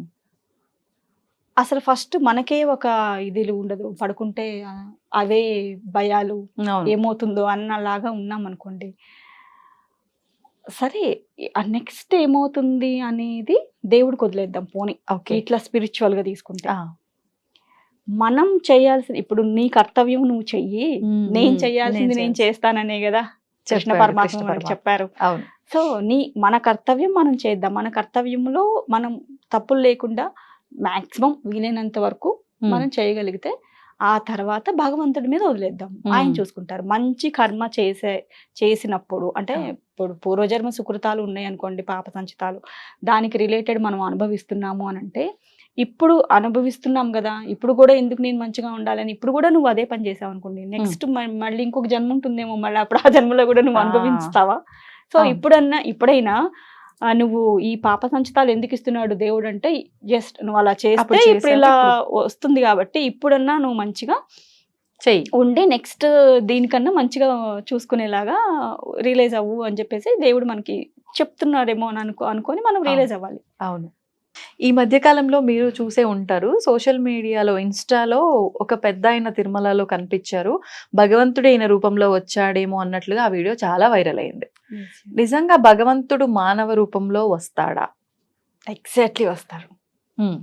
నేనే దానికి ఉదాహరణ. నాకు నా లైఫ్ లో చాలా జరిగినాయి అలా. సో వస్తాడు దేవుడు. అండ్ ఎప్పుడు అనంటే, నువ్వు నిజంగా ఆయనని నువ్వు మన ధర్మం ప్రకారం బ్రతుకుతూ, ఎవరికి ఏమి తప్పు చేయకుండా, ఎవరిని నొప్పించకుండా ఉంటూ, నీకేదన్నా కష్టం వచ్చినప్పుడు ఇది నా చేతిలో లేదు, నేను దీన్ని నీ మీదే వదిలేస్తున్నాను అన్నప్పుడు ఖచ్చితంగా దేవుడు నీతోనే ఉంటాడు. ఆయన దాని నుంచి తీసి ఇలా అసలు మనకు తెలియకుండానే, అంటే ఇంత తొందరగా ఆయన చేసేసారా అన్నంత తొందరగా చేసినవి కూడా ఉంటాయి. అంత ఇన్స్టెంట్ గా, ఇదేమన్నా ఇన్స్టెంట్ కాఫీనా అండి? దేవుడు అలా వస్తాడు, ఖచ్చితంగా వస్తాడు. మీరు అడిగారు కాబట్టి నేను చెప్తాను. మేము ఒకసారి ఒక పెళ్లి సంబంధం చూడడానికి అని చెప్పేసి మా రిలేటివ్ వెళ్ళామన్నమాట. అక్కడ మా కారు ఒక సినిమా స్టంట్లు కనుక చేస్తారు చూడండి, అట్లా ఇట్లా టర్న్ అవుతున్నప్పుడు, ఇలా టర్న్ అవుతున్నప్పుడు అది మొత్తం టర్న్ అనుకొని టర్న్ చేస్తే అది టర్న్ కాదు, సంథింగ్ ఏదో ఒక రకంగా ఉంది అక్కడ రోడ్డు. అక్కడ పక్కకి పెద్ద పెద్ద బండరాళ్ళు అండ్ పెద్ద గుంటలు అవన్నీ ఉన్నాయన్నమాట. అక్కడికి ఇట్లా ఆల్ ఆఫ్ ద సడన్ ఇట్లా టర్న్ అవుతున్న కారు ఇట్లా ఇట్లా 3 జంపులు చేసి ఒక పెద్ద బండరాయి మీద నిలబడింది అది. దాంట్లో నేను, మా హస్బెండ్, ఎవరైతే పెళ్లి చూపులకి వెళ్తున్నామో అబ్బాయి, మా 2 ఆడపడుచులు ఉన్నారు. వాళ్ళిద్దరు ఇట్లా పక్కన ఉన్నారు, నేను మధ్యలో కూర్చున్నాను, వాళ్ళిద్దరు ముందు కూర్చున్నారు. అది యాక్సిడెంట్స్ అయ్యే జోన్ అంట. చాలా యాక్సిడెంట్స్ అవుతాయి అంట అక్కడ. యాక్సిడెంట్స్ అయిన వాళ్ళు ఆల్ ఆఫ్ అంటే ఇంకా లేదు వాడు అలా అని ఆ కార్ అక్కడ అట్లా ఆగింది. మాకెవ్వరికి దేవుడి దయ వల్ల ఏమీ అవ్వలేదు. వీళ్ళు కొంచెం భయంతో ఇదయ్యారు. బట్ నేను ముందుకు ఇట్లా అవుతున్నప్పుడు ముందుకు వెళ్ళి పడిపోకుండా 2 సీట్లని గట్టిగా పట్టుకొని, అంతే, భగవంతుణ్ణి, ఎవరిని అని ఎందుకులేండి కానీ భగవంతుణ్ణి నేను తలుచుకున్నాను అంతే. అంతే, ఇంకా ఏం అవ్వలేదండి మాకు, అసలు ఎవరికి ఏమీ అవ్వలేదు. అసలు ఇంత చిన్న స్క్రాచ్ కూడా పడలేదు మాకు. అది అలా ఆగిపోయింది. దాంట్లో నుంచి దిగాము. కొంచెం షాక్ లో ఉంటాం కదా. అమ్మో, అంత జరిగిన తర్వాత మామూలుగా మేము ఆ షాక్ లో ఉన్నాము. జనాలందరూ గుమిగూడారు. మీరు అసలు ఎవరి మొహం చూసి లేచారో ఈ రోజు, ఎంత అదృష్టవంతులో మీరు తెలుసా. ఇక్కడ పడిన వాళ్ళు రీసెంట్ గానే ఒక పెద్ద పెళ్లికి వెళ్ళి వస్తున్న టిప్పరో ఏదో ఇదైంది, మొత్తం చాలా మంది ఇదయ్యారు అని చెప్తే అసలు అప్పుడు ఏమనిపిస్తుంది మీకు? దేవుడు ఉన్నాడు కదా. అట్లా ఆగిపోయిన కారు, ఇంకా పీక్ సమ్మర్, ఇట్లా చెమటలు కారిపోతున్నాయి మాకు. ఇంక మీరు ఇది వదిలేసి వెళ్ళండి, క్రెయిన్ వచ్చి తీయాల్సింది, ఇక్కడ నుంచి ఎట్టి పరిస్థితుల్లో రాదు. ఎందుకంటే అటొక పెద్ద గుంట, ఇటొక పెద్ద గుంట, మొత్తము పెద్ద బండరాయి, అంత రాళ్ళు, మొత్తం కొండ అనుకోండి. అదంతా అది బయటికి రాదు, మీరు వదిలేసేయండి దాన్ని, మీరు ఇక్కడ నుంచి ఏదైనా మాట్లాడుకొని వెళ్ళిపోండి, ఎక్కడ ఉంటారండి, హైదరాబాద్ వెళ్ళిపోండి అని చెప్పేశారు వాళ్ళు. సరే, ఆ షాక్లో నుంచి బయటికి రాకముందే మా హస్బెండ్ అలా కూర్చున్నారు రాయి మీద, ఏం చేయాలి అని చెప్పేసి ఫోన్ చూసుకుంటున్నారు, ఎవరికన్నా కాల్ చేయాలా ఏంటి అని చెప్పేసి. ఒక ఆయన వైట్ అండ్ వైట్, పైన వైట్ షర్ట్, కింద వైట్ ప్యాంట్, పెద్ద ఆరెంజ్ కలర్ బొట్టు ఉంది, చేతికి అంత ఆరెంజ్ కలర్ థ్రెడ్స్ అవన్నీ ఉన్నాయి, మెడలో ఇలా కాషాయము ఇది ఉంది. పైప్ ఆయన అంతా. వచ్చారండి. ఆయన వచ్చి ఆయన ఎంత వచ్చేసి ఆయన ఎలా అంటే నాకు అంత షాక్‌లో గూడా ఆయన అది ఇప్పటికి నాకు కళ్ళల్లో ఇలా మెదులుతుంటారనమాట ఆయన. అంత ప్రింట్ అయిపోయింది ఆయన ఆయన ఇది నాకు రూపం. రూపం. వచ్చి ఇలా మా హస్బెండ్ కింద కూర్చొనుంటే ఆయన ఇలా వచ్చి ఇలా భుజం మీద చెయ్యేసి, "బ్రదర్ కార్తీ నువ్వు లేచి" అన్నారు. ఆ! నేను ఇలా మళ్ళీ ఇదొక షాకు. అంటే ఈయనేంటి పిచ్చోడా ఇక్కడి నుంచి కారు ఎలా వస్తది అని ఆ! భయపడతాం కదా మనం అక్కడి నుంచి అవునవును. కారు తీయటం అంటే. అనే నేను అలా చూసాను ఆయనని. ఎంత ప్రశాంతంగా అంత ఎండలో కూడా ఆయన అసలు ఏసీలో నుంచి బయటకు వస్తే ఎలా ఉంటామో అలా ఉన్నారు ఆయన. కార్తీ అని అన్నారు. నెక్స్ట్ మినిట్ మా హస్బెండ్ అసలు ఏదో మంత్రం వేస్తే గనుక అదేంటండి ఇక్కడ నుంచి కారు రాదంటున్నారు వీళ్ళందరూ, క్రెయినే తీయాలి అని అంటాం కదా మనం. ఏమనలేదండి. అలా లేసి ఆయన వెళ్ళి కార్లో కూర్చొని అక్కడి నుంచి కారు బయటకు ఎలా వచ్చిందో మాకు తెలియదండి. ఆయన తీసుకొచ్చారా? మా హస్బెండ్ కూర్చున్నారు. ఓ! ఆయన గైడ్ చేశారు. ఆ పెద్ద బండరాయి ముందుకు కొంచెం ముందుకన్నా ఆ గుంటలో పడిపోతుంది, వెనక్కన్నా గుంటలో పడిపోతుంది. అక్కడి నుంచి అసలు ఆ కారు బయటకు వచ్చింది. ఎలా వచ్చిందో నాకు ఇప్పటికీ మిరాకిల్. మేము ఇప్పటికీ ఆ ఇన్సిడెంట్ తలుచుకొని ఇది దేవుడు అంటే. ఎప్పుడు జరిగిందండి? ఒక 12 years అయిందేమో. Okay, okay. ఆ రోజు ఆ కారు బయటికి రావడమే. ఆ కారుకి కూడా ఏమవ్వలేదండి. అంత పెద్ద ఢమ్ అని పడింది కారు ఆ బండ మీద. ఏమీ అవ్వలేదు కారుకి. అదే కారులో మేము పెళ్లి చూపులకి వెళ్ళాము. పెళ్ళిళ్ళకి వెళ్ళారు. ఇంకొకటి ఏంటంటే బయటకు వచ్చేసాం కదా, వచ్చేసి అందరూ కార్ తీయడము చూసేసి అందరూ కొంచెం కొంచెం డిస్పాచ్ అయిపోయి వెళ్ళిపోవడం స్టార్ట్ చేశారు. ఆయనకి మేము అంటే రోడ్డుకి అది లోపలికి కొంచెం డిస్టెన్స్ ఉంది, వెళ్ళిపోయింది కారు లోపలికి. బయటికి వచ్చి మేము ఆయనకి థ్యాంక్స్ చెప్పడానికి అని చెప్పేసి అంతా చూసారు. మా హస్బెండ్ ఆయన లేరు ఎక్కడ. పరిగెత్తుకుంటా రోడ్డు మీదకి వెళ్ళి అటు ఇటు చూసారండి, ఆయన ఎక్కడా లేరు. నేను ఇప్పటికంట నాకు సాక్షాత్ హనుమాన్, ఆయన హనుమానే. అంత వాయువేగంతో రాగలిగారంటే ఇంకా ఆయన తప్ప గరుడు తప్ప ఎవరు రాలేరు. అలా హనుమంతుని బాగా నమ్ముతారు. చాలా. నాకు ఎప్పుడు ఆయన పక్కన ఉంటారు, నేను అదే నమ్ముతా. ఉన్నారేమో ఇప్పుడు కూడా పక్కనే. ఖచ్చితంగా. సో అసలు ఇప్పటికీ అది చెప్తుంటే నాకు ఇట్లా గూస్ బంప్స్ వస్తుంటాయి అనమాట. నిజంగా అయి ఉండొచ్చు. అంటే భగవంతుడు కాబట్టి అది సాధ్యపడిందేమో. నిజంగా ఆలోచిస్తే మీరు చెప్తున్నంతసేపు ఎలా పాసిబుల్ అయింది? ఇది రాయి పైన కారు, ఇటుగుంట అసలు ఎట్లా తీస్తారు? చిన్నవి కూడా కాదు, అవి ఇట్లా తవ్వేసి మేబీ అక్కడ ఈ మైనింగ్స్ చేసే పెద్ద పెద్దవి ఉంటాయి చూడు గుంటలు, అలాంటివి పెద్దవి. అసలు అక్కడి నుంచి ఒక మనిషి మాత్రమే నడుచుకొని రాగలుగుతాడు. ఒక చిన్న సైకిల్ కూడా రాలేదు, బండి కూడా రాలేదేమో అన్నంతలా ఉంది. అలాంటిది అక్కడి నుంచి మరి ఇంకంతే, ఆయన లీలలే ఇవన్నీ.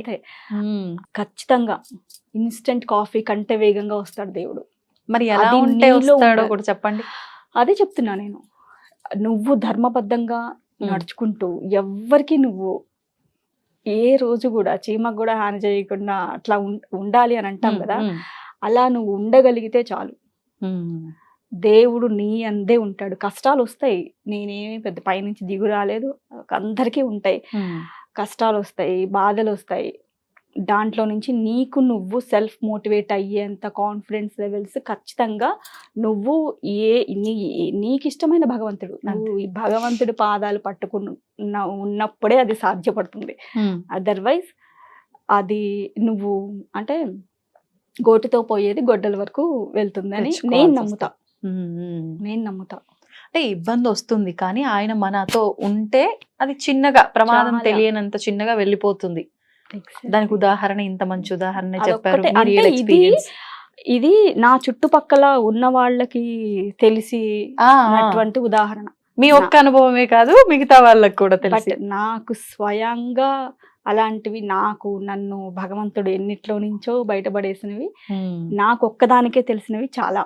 మేము బిఫోర్ కోవిడ్ మాకు ఫినాన్షియల్లీ బాగా కొంచెం లో అయిన అందరూ అయ్యారు, బట్ మేము అయ్యాము. బట్ దాంట్లో నుంచి నేను బయటకు రాగలనా అన్న సిచ్యువేషన్స్లో నుంచి అసలు నాకు తెలియకుండానే నేను బయటకు వచ్చి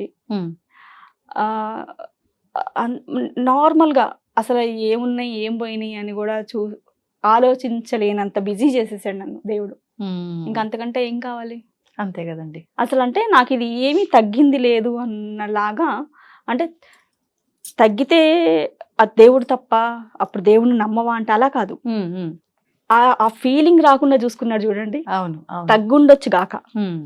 బట్ ఆ ఫీలింగ్ లేకుండా నిన్ను బిజీ చేసేసి, ఆ బిజీలో నువ్వు ఆనందాన్ని అవును, వెతుక్కున్నావు ఆనందం. చూడండి, అది దేవుడు. సూపర్ అండి. కానీ ప్రస్తుతం దేవుళ్ళని మార్చేస్తున్నారు గదండీ! బాగా గట్టిగా నమ్ముతారు, మంచిగా ఆరాధిస్తారు, చేస్తారు. కొన్నాళ్ళ పాటు ఒక దేవుడిని పట్టుకొని ఇప్పుడు మీరన్న హనుమంతుడు అన్నారు కాబట్టి హనుమంతుడే తీసుకుందాం, లేకపోతే శివుడు తీసుకుందాము. ఒక స్వామిని పట్టుకుంటారు. బాగా అలా చేసుకుంటూ వెళ్తారు. మధ్యలో వాళ్ళకి ఇబ్బందులు ఎక్కువగా అనిపించినా, ఈయనను నమ్ముకుంటే నాకేం జరగలేదు, ఏం చేశాడు ఆయన అని చెప్పి దేవుడిని దూషిస్తారు.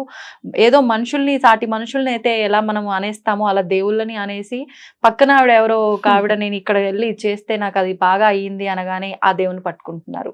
అసలు ఇలాంటి వాళ్ళకి ఏం చెప్తారు మీరు? ఓకే. అలాంటి వాళ్ళకి ఏం చెప్పాలి అనంటే, ఇప్పుడు మనం ఉన్నాము. మనం మన పేరెంట్స్‌ని చూజ్ చేసుకొని మనం పుట్టామా? లేదు కదా! లేదు. ఇక్కడ గూడా ప్రకృతి వర్తిస్తుంది. ధర్మం. హ్మ్. మరి మీ పేరెంట్స్ గూడా మిమ్మల్ని బాధ్యతగా ఉండడానికో, మీకన్నీ నేర్పించడానికో తిడతారు, ఒక మాట గట్టిగా అంటారు. మీ హ్మ్. మనసు నొచ్చుకుంటుందప్పుడు. మరప్పుడు మీ పేరెంట్స్‌ని మార్చేయండి. హ్మ్. ఎందుకు మార్చట్లేదు? రక్తం పంచుకొని పుట్టిన పేరెంట్స్‌ని మరి ఆ మనం రక్తం మారిస్తే మారిపోతారా? యెస్. రక్తం పంచుకొని పుట్టడానికి అసలు ఆహ్, ఆహ్, మూలం ఎక్కడి నుంచి వచ్చింది? ఆ! ఆ దేవుడు, ఆ బ్రహ్మాండము, అండపిండ బ్రహ్మాండం అంటే నువ్వే కదా! అంతే. ఆ పిండము బ్రహ్మాండం నుంచి వచ్చిందే పిండము. అవును. సో, మరి ఎందుకు నువ్వు నీ పేరెంట్స్‌ని తిట్టినా, వాళ్ళు కొట్టినా, వాళ్ళ వల్ల నువ్వు బాధపడ్డా, సరే ఇది నా మంచి కోసమే చేస్తున్నారులే అని రియలైజ్ అయ్యి, హ్మ్. వాళ్ళ మీద ప్రేమతోనే ఉన్నావు తప్ప, పేరెంట్స్‌ని ఎందుకు మార్చట్లేదో మరి అలాగే దేవుడు గూడా హ్మ్. అంతే. నీ ధోరణి మార్చడానికో, నీకు కష్టకాలంలో ఇస్తే అంటే ఆ పూర్వజన్మ సుకృతాలు హ్మ్. అవనివ్వండి, ఇందాక చెప్పినట్టు ఆ అవును. టైంలో నిన్ను ఒక సాఫ్ట్ మనిషి నుంచి హ్మ్. ఒక మంచి నీ ఏదైనా ఎదుర్కోగలను అనే లాగా కెపాసిటీ ఉండగలిగే టైప్ ఆఫ్ మనిషిలాగా నేను తయారు చేయడానికో, హ్మ్. లేదంటే ఇన్ ఫ్యూచర్ నీకొచ్చేవి, లేదంటే నీ త్రూ నలుగురికి మంచి చేయడానికో, నిన్ను స్ట్రాంగ్‌గా చేస్తుండడానికి నిన్ను కష్టపెడుతున్నాడేమో. ఓకే. అలా అనుకోవచ్చు కదా! నువ్వు భగవంతుడిని మారిస్తే, ఆ భగవంతుడు మళ్ళీ ఇంకొక మార్చిన భగవంతుడు కూడా నీకు అలా చేయడని ఏమిటి రూలు? అదే కదా! హ్మ్. అందులో వాళ్ళ విషయంలో జరిగిన మంచి నీ విషయంలో జరగాలని ఉందో లేదో యెస్. ఎగ్జాక్ట్‌లీ. ఇది కూడా చూసుకోవాలి. అంతే కదా! హ్మ్. సో, ప్రతీదీ ఈక్వేషన్స్‌కి మనం అదిలా చేస్తేనే ఇదిలా, లేదంటే భగవంతుడు ఇలా ఉంటేనే. మారిస్తేనే అలా, హ్మ్. అలా ఏముండదండి. ఓకే. అదంతా మన మైండ్ సెట్, మన మనసులో నుంచే ఉంటుంది. హ్మ్. అది కరెక్ట్‌గా పెట్టుకో. ఆ! నీకు ఏ భగవంతుడైనా గానీ మంచే చేస్తాడు. ఓకే. ఇప్పుడు మనం ఏ భగవంతుడి ఆరాధనలో ఉన్నామో అమ్మవారు కానీ, స్వామి కానీ, మీలో కూడా అలాంటి లక్షణాలు కొన్ని కొన్ని అంటే వస్తాయి. ఇప్పుడు బాగా ఉగ్రంగా ఉన్న దేవత ఆరాధన చేస్తే మీరు ఉగ్రంగా అయిపోతారు. లేదు బాగా సాత్విక దేవతల ఆరాధన చేస్తే అలాగే ఉంటారు. అమ్మవారి ఆరాధన చేస్తే కూడా కొంచెం ఉగ్రంగా ఉంటారు. ఇలా అంటూ ఉంటారు. ఇది వాస్తవం అంటారా? ఎంతవరకు అంటే నమ్మొచ్చుంటారు? నేను అంత డీప్‌గా ఎప్పుడు సాధనలు అవి హ్మ్. చేసిందైతే లేదండి. హ్మ్. నేను నార్మల్ పూజలు అవే చేస్తాను కాబట్టి, ఓకే. అంత డీప్‌గా నాకు అవి ఐడియా లేదు. హ్మ్. హ్మ్. బట్ మేబీ అలా ఉంటాయి అనంటే, అవి ఇప్పుడు నేనెలాగా దేవుడు పిలిస్తే వస్తాడా అనంటే నేనెలాగా చెప్పానో, అవును. అది వాళ్ళకి వాళ్ళ లైఫ్‌లో జరిగిందేమో. ఓకే. వాళ్ళలా చెప్పారేమో. అయ్యుండొచ్చు. అయ్యుండొచ్చు. అయ్యుండొచ్చు. కాబట్టి హ్మ్. శివారాధన విషయంలో మిగతా దేవుళ్ళందరి సంగతి వద్దు పక్కన పెట్టేద్దాము. కానీ శివారాధన విషయంలో మాత్రం చాలా చాలా ఒక రకమైన అంటే అవి సందేహాలు అనాలో, అనుమానాలు అనాలో, ఏమనాలో తెలీదు కానియండి. ఆడవారు శివారాధన ఎక్కువగా చేయకూడదు. ఇంట్లో శివలింగం పెట్టుకోకూడదు. శివుడు ఉన్నదే లింగ రూపంలో. హ్మ్. మరి శివుడిని మనం పెట్టుకోకుండా ఎలా ఆరాధించాలి? ఎందుకు మాకంత అదృష్టం లేదా? మేము శివుడిని అభిషేకించకూడదా? అని బాధపడే వాళ్ళు కూడా చాలా మందున్నారు. హ్మ్. నిజంగా శివారాధన విషయంలో మీకు తెలిసిన విషయాలేంటి చెప్పండి? నేను చక్కగా శివలింగం పెట్టుకుంటాను ఇంట్లో. హ్మ్. నేను రోజు నిత్యం ఆయనకి జలంతో అభిషేకం చేస్తాను. ఓకే. మా అమ్మగారు గూడా పెట్టుకుంటారు. మాకేమీ అవ్వలేదండి. హ్మ్. మాకేమన్నా కష్టాలొచ్చినా, చేసినా, ఏమొచ్చినా ఆయన వెంటే ఉంటారు. వెంటనే దాంట్లో నుంచి మమ్మల్ని ఆ సొల్యూషన్ చూపిస్తారు. మేము బయటకొచ్చేస్తాము. మాకు ఎప్పుడు అలా అనిపించలేదు. అంటే శివలింగం పెట్టుకున్నాం గాబట్టి ఇదయింది. హ్మ్. శివలింగం తీసేస్తే మంచి జరిగింది. ట్రాష్ అంటారా? అంటే ఆ! నా వరకు నేను చూడలేదు. మా ఓకే. ఇంట్లో జరగలేదు. నాకు జరగలేదు. కాబట్టి హ్మ్. నేను అది చెప్పలేను. హ్మ్. ఓకే. అది అంటే మనుషులందరూ వాళ్ళ మనస్తత్వాలు, విధానాలు, ఆచారాలు అన్నీ ఒకలానే ఉండవు. అవును. వాళ్ళకి మరి వాళ్ళ ఇది ఉంటుంది. అట్లా చెప్పలేం మనం. ఓకే. వాళ్ళ అనుభవం అది అయ్యి అంతే. ఉంటుందంటారు. అంతే. అంతే. హ్మ్. శివుని పూజిస్తే లక్ష్మీ అనుగ్రహం బాగా కలుగుతుంది అని చెప్పి ఈ మధ్య అంటున్నారు. నిజంగా శివుడికి, ఐశ్వర్యానికి సంబంధం ఉందంటారా? ఎగ్జాక్ట్‌లీ. శివుడు అంటేనే మంగళ స్వరూపుడు. ఆయనే ఇవ్వాలి అసలు ఏదిచ్చినా. హ్మ్. లక్ష్మి అయినా, మనకి ప్రశాంతత అయినా, అనుగ్రహం అయినా శివ అన్న చోట మంగళం ఉంటుంది. హ్మ్. ఓకే. ఓకే. నేను నమ్ముతాను. అంటే ఎవరికి తోచిన విధంగా వాళ్ళు ఆరాధించొచ్చు. మీరిందాక చెప్పినట్లుగా. అంతే కదండీ! అంతే. కానీ భగవంతుడి ఆరాధన చెయ్యాలి అనుకున్న వాళ్ళకి కూడా ఒక స్టెప్ వెనకకి వేయాల్సిన అవసరం కొంతమందిలో చూస్తున్నాం. అందరూ కాదు. ఎందుకు అంటే చాలా రూల్స్ ఉంటాయి. పూజలు చేయాలి అంటే, వ్రతాలు చేయాలి అంటే, ఏదైనా చేయాలి అనంటే ఈ ఆహారం తినొద్దు, ఆ ఆహారం తినొద్దు, ఇలాగే ఉండాలి. ఇలాంటి కొన్ని కండిషన్స్. నిజంగా ఇన్ని కండిషన్స్ ఉండాల్సినంత అవసరం ఉందంటారా? అంటే మీరు ఒక 10 డేస్ మనం నార్మల్ ఫుడ్ కాకుండా different kind of food try చేశారనుకోండి, అది మీకు సెట్ అవ్వలేదు. మీకు కడుపు డిస్టర్బ్ అవుతుంది. మీరు ఖచ్చితంగా. ప్రశాంతంగా ఉండగలుగుతారా? అస్సలు. మరి ప్రశాంతంగా లేనప్పుడు మీరు ప్రశాంతమైన పూజ ఎలా చేయగలుగుతారు? ఓహ్! చేయలేరు కదా! హ్మ్. హ్మ్. సో, సాత్విక ఆహారం తీసుకుంటే నువ్వు సాత్వికంగా ఉంటావు. నీ పొట్ట సాత్వికంగా ఉంటుంది. నీ మనసు 2 రిలేటెడ్‌గా పనిచేస్తూ ఉంటాయి. హ్మ్. నువ్వు ఏది చేయాలనుకున్నా చక్కగా చేయగలుగుతావు. దాన్ని ఫలితం ఏమన్నా పొందాలి అనుకున్నా పొందగలుగుతావు. అందుకే దాని వెనకాల ప్రతిదానికి ఒక సైంటిఫిక్ రీజన్ ఉంది కాబట్టి హ్మ్. చెప్పుకుంటూ వచ్చారు. ఇప్పుడు చెయ్యి అనంటే అది ఎందుకు చెయ్యాలి అనేది మనము ఆ లోతుగా వెళ్ళి మనం రీసెర్చ్ చేస్తే ప్రతిదానికి మన గ్రంథాల్లో రాసి ఉంది. అవును. ఇవన్నీ ఉన్నాయి. కానీ అవును. అవన్నీ మనకు తెలియకుండా అదే ఎందుకు తినాలి, ఇదే ఎందుకు తినాలి, తింటే హ్మ్. ఏమవుతుంది, అన్నీ నీ ట్రాష్, నీ పిచ్చి అనుకుంటే అది అంతే. ఓకే. లేదు దీని వెనకాల సైంటిఫిక్ రీజన్ ఉంది. ఇప్పుడు తులసి, ప్రతి ఇంట్లో తులసి ఉండాలి. హ్మ్. ఎందుకు? దాని వెనకాల సైంటిఫిక్ రీజన్ ఉంది. ఆ తులసమ్మ నుంచి వచ్చేటువంటి మంచి గాలి అదంతా మనకి క్రిములని చంపేవి అవును. అలా బ్యాక్టీరియా ఉంటుంది. చంపేస్తుంది. ఇప్పుడు ఆవు పేడతో ఇల్లు అలుక్కునేవాళ్ళు ఇవన్నీ ఎందుకు? ప్రతిదానికి ఒక scientific reason. Scientific reason. So ఇప్పుడు ఈ కరోనాలు ఇలాంటివన్నీ రాకుండా ఎప్పటి నుంచో పాతకాలం నుంచే మనకి ఇవన్నీ పెట్టారు. రాగానే అవును. కాళ్ళు కడుక్కోండి. ఇప్పుడు కాళ్ళు శానిటైజర్లు వేసుకొని రుద్దుకోండి ఇవన్నీ వచ్చినాయి. అవును. మరి పాతకాలం నుంచి బయట ఇళ్లల్లో బయటే బకెట్లు, ఆ! ట్యాప్‌లో ఏవో ఉండేవి. రాంగానే ముందు మనం కాళ్ళు చేతులు కడుక్కొని ఇంట్లోకి వచ్చేవాళ్ళం. అవును. నిజంగా. సో ఆ! మనం చూస్తే ప్రతి దాని వెనక ఒక సైంటిఫిక్ రీజన్ ఉంటుంది. ఓకే. పాటించాలి. పాటిస్తే నీకు మంచిది. హ్మ్. వాళ్ళకేం కాదు. అంతే. నీకే మంచిది. ఈ మధ్య ఒక పెద్ద చర్చగా మారిన ఆడవాళ్ళకి సంబంధించిన విషయం పీరియడ్స్ విషయం. పీరియడ్స్ సమయంలో టెంపుల్స్‌కెళ్ళొద్దు. నిజంగా ఎళ్ళకుండానే మన పూర్వీకులంతా ఉన్నారు. ఆ విధానాన్ని వాళ్ళు కరెక్ట్‌గా ఆచరించారు. అంటే కొన్ని కుటుంబాల్లో వాళ్ళని సెపరేట్‌గా ఉంచకపోయినా, కొన్ని కుటుంబాల్లో వాళ్ళని ఆ 3 రోజులు, 4 రోజులు విడిగా ఉంచటము, వాళ్ళతో ఏ పనులు చేపించకపోవడం ఇవి విన్నాము కాస్త. Yes, yes. మరి ఇప్పుడు ఇవన్నీ చెప్పేసరికి చాలా వితండవాదం పెరిగిపోయింది. ఎందుకు వెళ్ళొద్దు? అమ్మవారికే పీరియడ్స్ వస్తున్నాయి గదా! కామాఖ్యలో విన్నాం అక్కడ అమ్మవారికి. మరి ఎందుకు మా విషయంలో ఇలా అని చెప్పి అంటున్నారు. దాని గురించి ఏం చెప్తారు? అంటే ఇప్పుడు పీరియడ్స్ వచ్చినప్పుడు ఆడవాళ్ళని సెపరేట్‌గా కూర్చోబెట్టడానికి దానికి వెనకాల కూడా సైంటిఫిక్ రీజన్ ఏంటి అనంటే, అప్పుడు మన ఆహ్, హార్మోన్స్ ఇన్‌బాలెన్స్‌గా ఉంటూ ఉంటాయి. ఒక్కొక్కళ్ళకి కొద్దిగా ఉండొచ్చు. ఒక్కొక్కళ్ళకి ఎక్కువ మోతాదుగా ఎవరికి ఎలా ఉంటదో తెలీదు. అవును. కొంతమందికి పెయిన్స్ ఉంటుండొచ్చు. అలాంటివి కూడా ఉంటుండొచ్చు. హ్మ్. అట్లాంటప్పుడు పనులు చేస్తే మళ్ళీ ఇంకా ఎక్కువ వాళ్ళు ఇదవుతారు. ఆ స్ట్రెస్ దీన్ని తట్టుకోలేక అందరి మీద చిరాకు పడతారు. ఇవన్నీ ఉంటాయి కాబట్టి హ్మ్. అప్పట్లో జాయింట్ ఫ్యామిలీస్ ఉండేవి కాబట్టి చక్కగా వాళ్ళు చేసుకునేవాళ్ళు. వీళ్ళు రెస్ట్ తీసుకునేవాళ్ళు. ఎందుకనంటే అప్పుడు కాస్త కూల్‌గా ఉండి వీళ్ళు సాత్విక ఆహారం తీసుకొని కాస్త ప్రశాంతంగా ఉంటే అది అయిన తర్వాత మళ్ళీ వాళ్ళ పనులు వాళ్ళకి చేసుకోవడానికి బాగుంటుంది అని చెప్పేసి. హ్మ్. అది దాని వెనకాల రీజన్. ఆ! అంతే కదా! అవును. ఇప్పుడు అట్లా మీరు ఇంట్లోనే పనులు చేయకుండా ఉండు అని అన్నప్పుడు గుడికెళ్ళి అవును. అది కూడా ఒక ఇదే కదా! ఇబ్బందే కదా! ఇబ్బంది. సో అందుకని ఇప్పుడు పక్కన గుళ్ళు అనుకోండి అది వేరే విషయం. దూరం గుళ్ళు అక్కడ యంత్రాలు, మంత్రాలతో, మంత్రశక్తులతో అవును. ఆరా ఉంటుంది. స్థాపిస్తారు. బట్ దానికి అప్పుడు మనకుండే ఆరా మ్యాచ్ అవుతుందో లేదో ఓకే.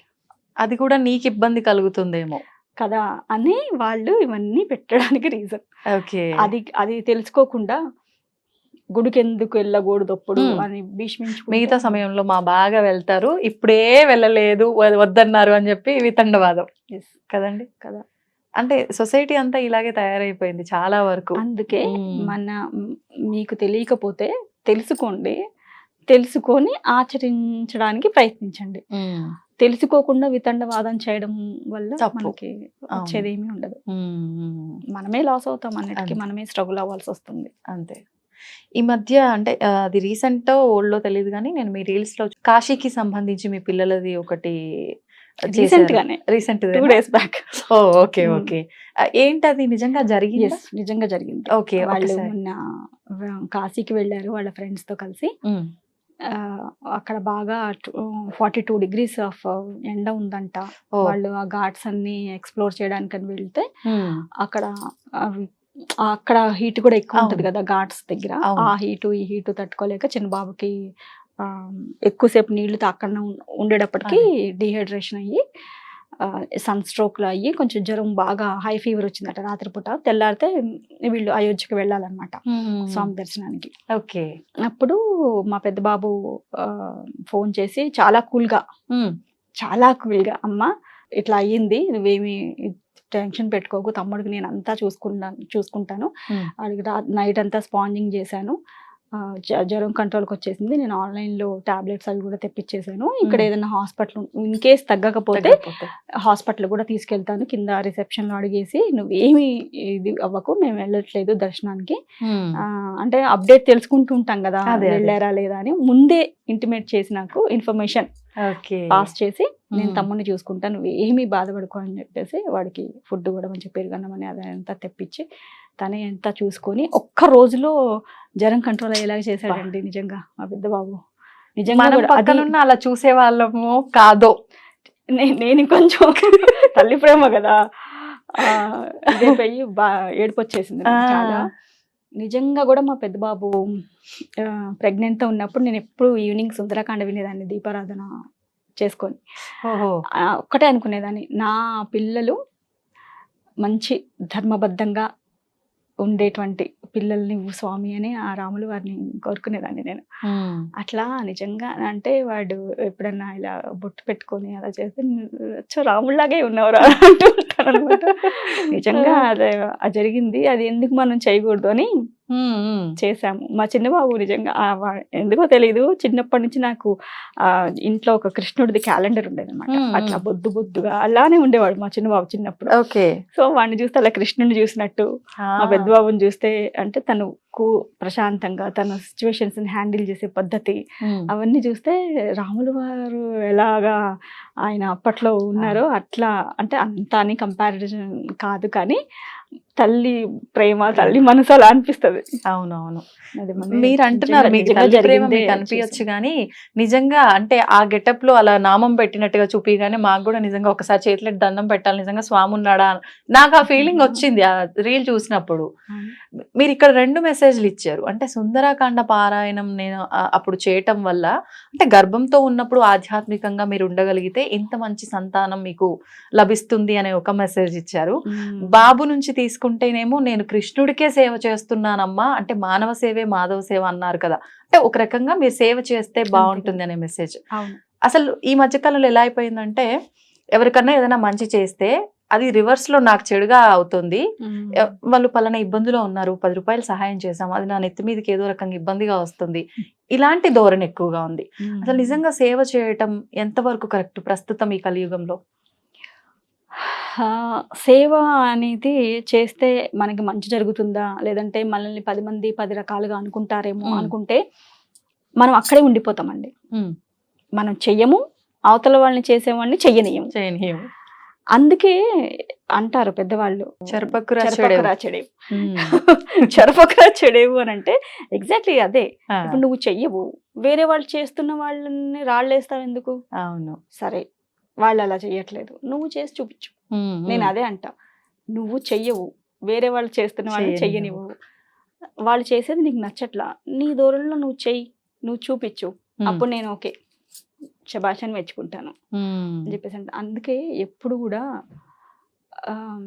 అవతల వాళ్ళని ఎప్పుడు కంప్లైంటింగ్ నేచర్ అనేది ఉన్న వాళ్ళు అవి ఎప్పుడు వాళ్ళు అక్కడే ఉంటారండి. మీరు మ్మ్. చూడండి.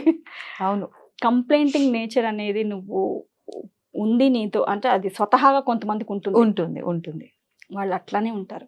వాళ్ళకి మ్మ్. జీవితాలు ఎదుగు బదుగు ఏమి ఉండవు. మ్మ్. వాళ్ళకి ఈ పాన్ ఎప్పుడు ఎవడో ఒకటి మీద పడి ఏడవడంతోనే వాళ్ళ జీవితం సరిపోతుంది. మ్మ్. అందుకని సో చెరపకురా చెడేవు. అంతే అంతే. నువ్వు మంచిగా ఉండకపో, వేరే వాడిని మాత్రం బ్లేమ్ చేయడం అనేది మాత్రం 100% కరెక్ట్ కాదు. అదేదో నాకు రిటర్న్ వస్తుంది అంటే నువ్వు ఆ నా తల మీదకి వస్తుందేమో అని అనుకుంటూ చేస్తే అది తల మీదకే వస్తుంది. నిజంగానే. నీ యద్భావం తద్భావతి. ఆ, అంతే అండి. ఇప్పుడు సేవ అన్నారు, సరే పోనీ మనిషికి చేస్తే అది నీకు ఇబ్బంది అవుతుందేమో, కానీ నోరు లేని మూగ జీవాలకు చేస్తే అది నీకు ఇబ్బంది కాదు. అందులోనూ గోసేవ చేస్తే గోవులో సకల దేవతలు ఉన్నారంటారు. అది మీరు చాలా చక్కగా పాటిస్తున్నారు, గోసేవ చేస్తున్నారు, చేయమని నలుగురిని ప్రోత్సహిస్తున్నారు. అదేవిధంగా మీరు చేస్తున్న సేవకి మీ వంతుగా సహాయం చేయమని చెప్పి, అంటే మీరు అడగపోయినప్పటికీ వాళ్ళ వంతుగా వాళ్ళు సహాయం చేస్తూ వాళ్ళు కూడా ఆ సేవలో భాగస్వామ్యమే ఎంతో కొంత పుణ్యాన్ని వాళ్ళు ఆశించకపోయినా పొందుతున్నారు. ఎగ్జాక్ట్లీ. కానీ ఇదే గోవుల్ని హింసించే విధానం కూడా మనం చూస్తున్నాం. ఏం చెప్తారు, అసలు ఎందుకు చెయ్యాలి గోసేవ? గోసేవ ఎందుకు చేయాలి అని అంటే చాలా మందికి గోసేవ మనం చేస్తున్నాం అనుకుంటున్నాం, కానీ గోవులే మనల్ని రక్షిస్తున్నాయి, అవే మనకి చాలా సేవ చేసినాయి ఇన్ని సంవత్సరాల నుంచి. అంటే ఆవు పాలు తాగకుండా పెరిగిన వాళ్ళు మేబీ ఉండకపోవచ్చు. ఏదో ఒకటి ఆవు పాలు తాగకపోయిన నెయ్యను ఏదో ఒకటి రూపంలో తీసుకోకుండా ఉండము కదా. ఇవ్వటమే తెలుసు ఆవుకండి, తీసుకోవడం తెలీదు. ఒకటే ఒక ప్రాణి భూ ప్రపంచంలో ఆక్సిజన్ తీసుకొని మళ్ళీ ఆక్సిజన్ ఇవ్వగలిగేది గోమాత. అవునండి. ఇంకా అంతకంటే స్వచ్ఛమైనది తల్లి తర్వాత గోమాతని అని ఎందుకంటారు అంటే తల్లిపాలు ఎవరికైనా లేకపోతే పూర్వకాలంలో గోమాత పాలు తీసుకొచ్చి పట్టించి, అంటే అంత పోషక తత్వాలు తల్లిపాలలో ఉండేటువంటి తత్వాలు గోమాత పాలల్లో ఉంటాయి అని చెప్పేసి. సో అట్లాంటి గోమాతని మనం రక్షించుకోకపోతే నెక్స్ట్ జనరేషన్స్కి ఏంటి? మనం బాగానే ఉన్నాం దేవుడి దయవల్ల ఇప్పటి వరకు. మనం చాలా అదృష్టవంతులు అని చెప్పాలి. ఎందుకండి? ఇంకా ఈ జనరేషన్ లో ఉన్నాము. జనరేషన్స్ ఎలా ఉంటాయో కల్కి సినిమా గో అంటే ఏంటి అనే సిచ్యువేషన్స్ వస్తాయేమో అనా? నిజమే లేండి. చాలా కల్కి సినిమాలో ఎగ్ చూపించారు కదా మేబీ. సో మనం చాలా అదృష్టవంతులం నిజంగా అన్ని రకాలుగా. మనం దేవుడికి ప్రతిరోజు, దేవుడు అంటే ఎవరో కాదు, పంచభూతాలే దేవుడు. ప్రతిరోజు నువ్వు నడుస్తున్న భూమాతని ఎన్నో చేస్తున్నాం భూమాత మీద. అవును. అవన్నీ భరిస్తున్న భూమాతకి మనం ఈ గాలి పీలుస్తున్నాము, అగ్నిని వాడుకుంటున్నాము, పంచతత్వాలని చేసుకుంటున్నాం కదా, మనలో ఉన్నాయి అవే కదా. ప్రతిరోజు నువ్వు లేవంగానే ఎన్ని వందల సార్లు నువ్వు థ్యాంక్స్ చెప్పినా తక్కువే.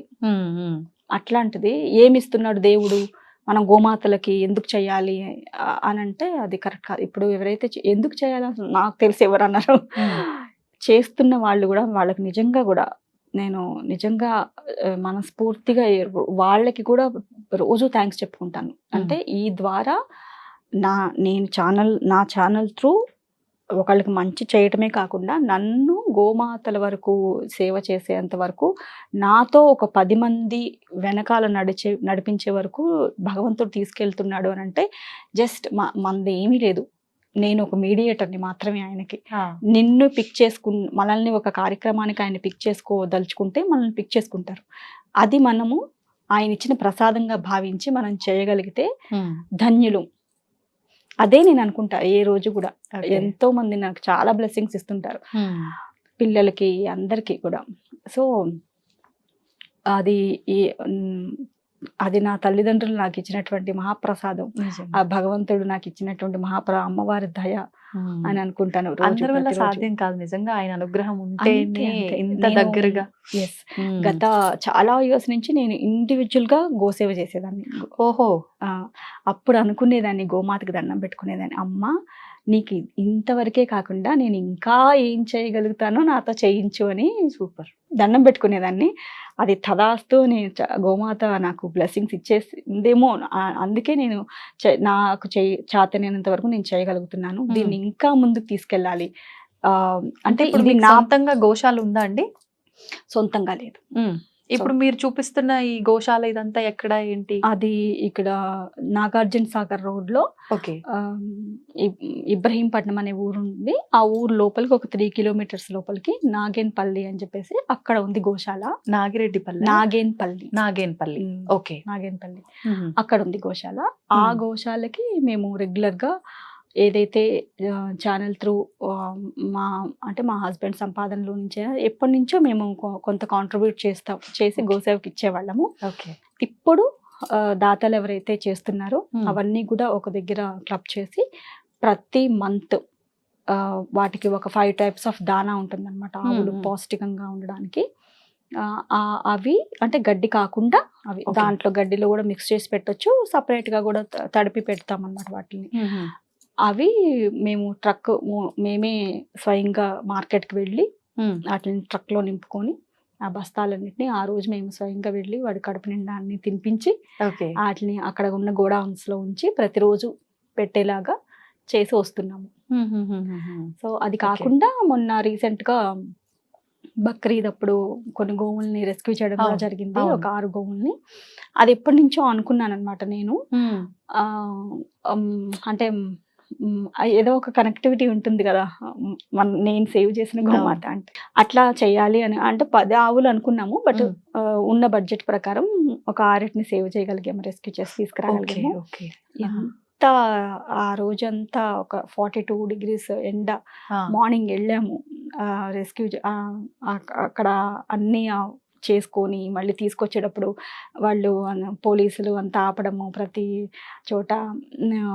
అప్పుడు మేము మళ్ళీ గోశాల వాళ్ళకి కాల్ చేసి పలానా అంటే వాళ్ళు గుర్తుపట్టారు కొంతమంది, వీళ్ళు పలానా ఛానల్ త్రూ చేస్తూ ఉంటారండి, ఎప్పటి నుంచో గోసేవ చేస్తూ ఉన్నారు వీళ్ళు, అవి వీడియోస్ కూడా చూసాము అంటే అప్పుడు ఆయన అక్కడ ఉన్న ఇన్స్పెక్టర్ ఎవరైతే ఉన్నారో ఆయన కొంచెం ఇదయ్యి సరే పేపర్ వర్క్ ఏమన్నా ఉంటే చూపించండి అని అంటే అప్పుడు మళ్ళీ గోశాల వాళ్ళకి కాల్ చేసి వాళ్ళతో చెప్పించి అప్పుడు అక్కడ ఏదో వాట్సాప్ లో పంపిస్తే మళ్ళీ జిరాక్స్ తీసుకొచ్చి వీళ్ళకి సబ్మిట్ చేసి మా పేర్లు ఫోన్ నెంబర్లు అన్ని చేసి అట్లా వస్తే మళ్ళీ ముందు కూడా మీకు ఉన్నాయి ఇంకా పెట్టి ఉన్నాయి అక్కడ కూడా ఆపుతారు. సో అందుకని మీరు ఒక పని చేయండి, మా తరపు నుంచి ఒక కానిస్టేబుల్ నుంచి పంపిస్తాము, వాళ్ళు కూడా ఆపకుండా పంపించేస్తారు. ఇప్పటికే చాలా టైం మీరు ఇది చేసుకుని 18 గంటలో 14 గంటలో ఆ రోజు ఇదయ్యాము. ఆయనతో ఇచ్చి పంపించారనమాట. అంటే గోశాలకు వెళ్తూ అంటే వాళ్ళ డ్యూటీ వాళ్ళు చేశారు, చాలా సపోర్ట్ చేశారు అక్కడికి. ఇది మా రూల్స్ అండ్ రెగ్యులేషన్స్ ఉన్నాయి, దాని త్రూ మేము వెళ్తున్నాము అంటే ఎగ్జాక్ట్లీ మీరు మంచి పనే చేస్తున్నారు, వాళ్ళని కూడా మేము అప్రిషియేట్ చేసాము. అందుకే వాళ్ళ పేర్లు కూడా దాంట్లో తీసుకుని చాలా థ్యాంక్స్ చెప్పామన్నమాట. ఆ రోజు సపోర్ట్ చేసి మాతో ఒక కానిస్టేబుల్ ఇచ్చి పంపించి అక్కడ అంటే గోశాలకి వెళ్తున్నాయా లేదా చూడమని, లేదంటే వేరే ఇట్లా తీసుకొని వెళ్ళి చేస్తూ ఉంటారు కదా, అలా వెళ్తున్నాయో మాకు ప్రూఫ్ కోసం అని చెప్పేసానంటే వాళ్ళతో ఫోటోలు దిగి అన్ని చేసి మళ్ళీ అది వీడియో చేసి పెట్టి ఫైనల్లీ ఆ 6 ప్రాణాలని కాపాడేమో అన్న ఒక సాటిస్ఫాక్షన్ ఉంటుంది చూడండి, అది ఎన్ని కోట్లకి సమానం కాదు, రాదు నిజంగానే. అంటే అందరూ గోవుల్ని సేవ్ చేయలేకపోయినా వాటికి అంటే ఒక గోమాతని అడాప్ట్ చేసుకోవడం అని అంటే ఒక బిడ్డని అడాప్ట్ చేసుకున్నట్టే. గోమాత ఎన్ని రోజులైతే ఉంటుందో ఆ జీవిత కాలం వాటికి ఫుడ్ కి కొరత లేకుండా అన్ని మంచిగా జరిగేలాగా చూసుకోవడం కూడా చాలా పెద్ద సేవే కదా. ఇప్పుడు అవి మొత్తం మీరే చూసుకుంటున్నారా కంప్లీట్ గా మీరు సేవ్ చేసినవి? అంటే మేము చూసుకోవడము ఇన్ సెన్స్ మేము అన్నిటికీ ఏదైతే అట్లా ఓవరాల్ గా, కాకపోతే ఎంతైనా కొంచెం ఉంటుంది కదా. సో ప్రత్యేకించి అన్ని ఆవులకి పెట్టిన తర్వాత దాని దగ్గరికి ఆ గోమాత దగ్గరికి వెళ్ళి ఎలా ఉన్నావు ఏంటి అని పలకరించినట్టు చాలా మనం కనెక్ట్ అయిపోతామండి. మనము చెయ్యాలే గానీ గోసేవ, మనం దాంట్లో నుంచి బయటికి రాలేము, అది నేను అనుభవిస్తున్నాను. చాలా సెల్ఫ్ సాటిస్ఫాక్షన్, అసలు ప్రశాంతంగా నిద్రపోతాము నిజంగా. ఇవి ఉండవు అంటే అరమరికలు లేకుండా హ్యాపీగా నిద్రపోగలుగుతాము, అంత ప్రశాంతత ఉంటుంది గోసేవలో. ఇప్పుడు సాధారణంగా అది సైంటిఫిక్ రీజన్ కావచ్చు, ఆధ్యాత్మికంగా మనకు అది బెనిఫిట్ ఉండటము కావచ్చు. ఉపవాసం అనేది కూడా మన ఆచారంగా మారిపోయింది, ఒక సాంప్రదాయంగా కూడా మారిపోయింది. ఖచ్చితంగా ఏ రోజున ఉన్నా లేకపోయినా ఏకాదశి రోజు, శివరాత్రి రోజు ఇలాంటి కొన్ని కొన్ని విశేషమైన రోజుల్లో మాత్రం ఖచ్చితంగా ఉపవాసం ఉంటారు చాలా మంది. మనకి ఇప్పుడు తొలి ఏకాదశి రాబోతోంది. ఈ రోజు నుంచి మనకు పండుగలన్నీ కూడా ప్రారంభమవుతాయి. చాతుర్మాస దీక్షలు ప్రారంభమవుతాయి. అసలు ఉపవాసం ఎందుకు ఉండాలి? ఆ రోజున మనం ఎలాంటి విధానం ఆచరించాలి? ఫస్ట్ ఆఫ్ ఆల్ ఉపవాసము అని అంటే తిండి లేకుండా ఉండడం మాత్రం కాదు. ఓకే. దేవుడికి దగ్గరగా ఉండడమే ఉపవాసం. ఆ! అంటే ఏదో పూజ చేసేసాం 10 నిమిషాలు 5 నిమిషాలు అట్లా కాకుండా హ్మ్. కంటిన్యూగా నువ్వు ఒక దీక్షలాగా దేవుడితో ఉండడమే ఉపవాసం. ఓకే. అట్లా ఉండాలి అని అంటే నువ్వు పొద్దున్నే లేసి వంట చేసుకొని నీ కార్యక్రమాలన్నీ చేసుకొని మళ్ళీ తిండికి అని అంతా సగం టైం దానికే పోతుంది. తిన్న దగ్గర నుంచి నిద్ర వస్తుంది. అవును. వ్యాయామం అంతేపు పడుకుంటాం. అంతే. కాబట్టి ఖాళీ కడుపుతో ఉంటే భగవంతుడికి దగ్గరగా ఉండడానికి నీ ఆర్గాన్స్ కానివ్వండి, నీ అవును. ఆరా కానివ్వండి, అవన్నీ ఇంద్రియాలు ఏవైతే చక్రాలు ఉన్నాయో అవన్నీ యాక్టివేట్‌గా ఉంటాయి. నిద్రావస్థలోకి కాకుండా. ఓకే. బద్ధకంగా ఉండకుండా యాక్టివ్‌గా ఉంటాయి. అందుకని ఉపవాసము అనేది పెట్టారు. ఓకే. అట్లా ఉపవాసం ఉండి అంటే మరీ కటిక ఉపవాసాలు ఏమో ఐ డోంట్ నో. బట్ ఎందుకంటే అప్పటి రోజుల్లో కటిక ఉపవాసం ఉన్నా అది తట్టుకునే స్టోర్డ్ ఎనర్జీ ఉండేది వాళ్ళు తీసుకునే ఫుడ్‌లో. వాస్తవం. ఇప్పుడు లేదు. మనం తీసుకునే ఫుడ్‌లో స్టోర్డ్ ఎనర్జీ ఎక్కడ ఉంటుంది? ఎంత తిన్నా పొట్ట పెరుగుతుంది గానీ మనకు ఒక పూట పోషక విలువలు తినకపోతే రావట్లేదు. డమ్మని పడిపోతాం మనం. అవును. సో అలా స్టోర్డ్ ఎనర్జీ కూడా ఉండట్లేదు. ఇప్పటి ఉండట్లేదు. ఫుడ్‌లో అంతా మనం Correct. చేసేదంతా చెత్త చెదారమే, మనం తినేదంతా సగం. అవును. కాబట్టి మరీ కటిక ఉపవాసాలు లేకపోయినా కాస్త ఈ షుగర్లు, బీపీలు ఇవి కూడా ఉంటుంటాయి కాబట్టి అంటే దేవుడు నిన్ను బాధ పెట్టుకొని, నీ ఆత్మని బాధ పెట్టుకోను, నీ కడుపుని బాధ పెట్టుకోను దగ్గర కూర్చోమని చెప్పలేదు. నువ్వు కంఫర్ట్‌గా ఉండి నాతో ఉండమని అంటారు ఆయన ఎప్పుడు. ఎందుకంటే ఆయన మన బాగు కోసమే తాపత్రయపడేవాడే భగవంతుడు. అంతేగాని మనల్ని ఏదో కష్టపెట్టి ఆయన బాగుకునేది ఏమీ ఉండదు అక్కడ. కాబట్టి చేయగలిగినంతగా చేస్తూ ఉండగలిగినంత ఉండి పాలో పళ్ళో తీసుకుంటూ కూడా ఉపవాసం దేవుడికి భగవన్ నామస్మరణ చేసుకోవడానికి చేసుకోవచ్చు. ఓకే. ఓకే. అంటే ఉపవాసము అని అంటే ఇప్పుడు మనం ఉన్నామండి, మనం కారు వాడుతున్నాము, దాని సర్వీసింగ్కి ఇస్తాము. సైకిల్ వాడుతున్నాం, దానికి సర్వీసింగ్ అంటే ఏ ఆయిల్ తుడుచుకోవడం చేస్తాం కదా ప్రతిదానికి. ఒక వాటర్ ఫిల్టర్ వాడుతున్నాం, క్లెన్జింగ్ ప్రాసెస్ అంతా కదా ఇస్తున్నాము. మరి నీ బాడీకి ఏంటి ప్రాసెస్? ఓకే. అది కీపా ఇన్ని సంవత్సరాలు నువ్వు పుట్టిన దగ్గర నుంచి లోపల వేస్తూనే నువ్వేం వేసినా అది ఆరాయించుకొని మనకి శక్తిని ఇస్తుంది. సో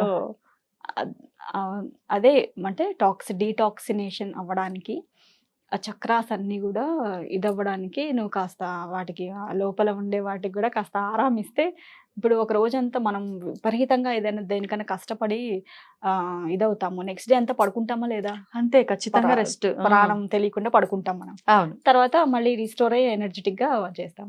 అట్లా కాకుండా సంవత్సరాల తరబడి మనం పుట్టిన దగ్గర నుంచి పోయే వరకు దానికి ఆర్గాన్స్ కి రెస్ట్ అనేది లేకుండా, నువ్వు చక్రాస్ కి రెస్ట్ అనేది లేకుండా చేస్తే అవి మాత్రం ఎంతవరకు సపోర్ట్ చేస్తాయి మనల్ని? సో ఇప్పుడు ఆ రోజుల్లో 100 సంవత్సరాలు బతికే వాళ్ళు ఆరోగ్యంగా అంటే దానికి ఏమిటి కారణం? ఇవన్నీ పాటించేవాళ్ళు కాబట్టి. ఫుడ్ బ్యాలెన్స్ చేసేవాళ్ళు, ఉపవాసాలు అంటే అట్లా చేసేవాళ్ళు, మంచిగా అంతా ఒక దీని ప్రకారం అయిపోతూ ఉండేది. ఇప్పుడు అలా కాదు కదా.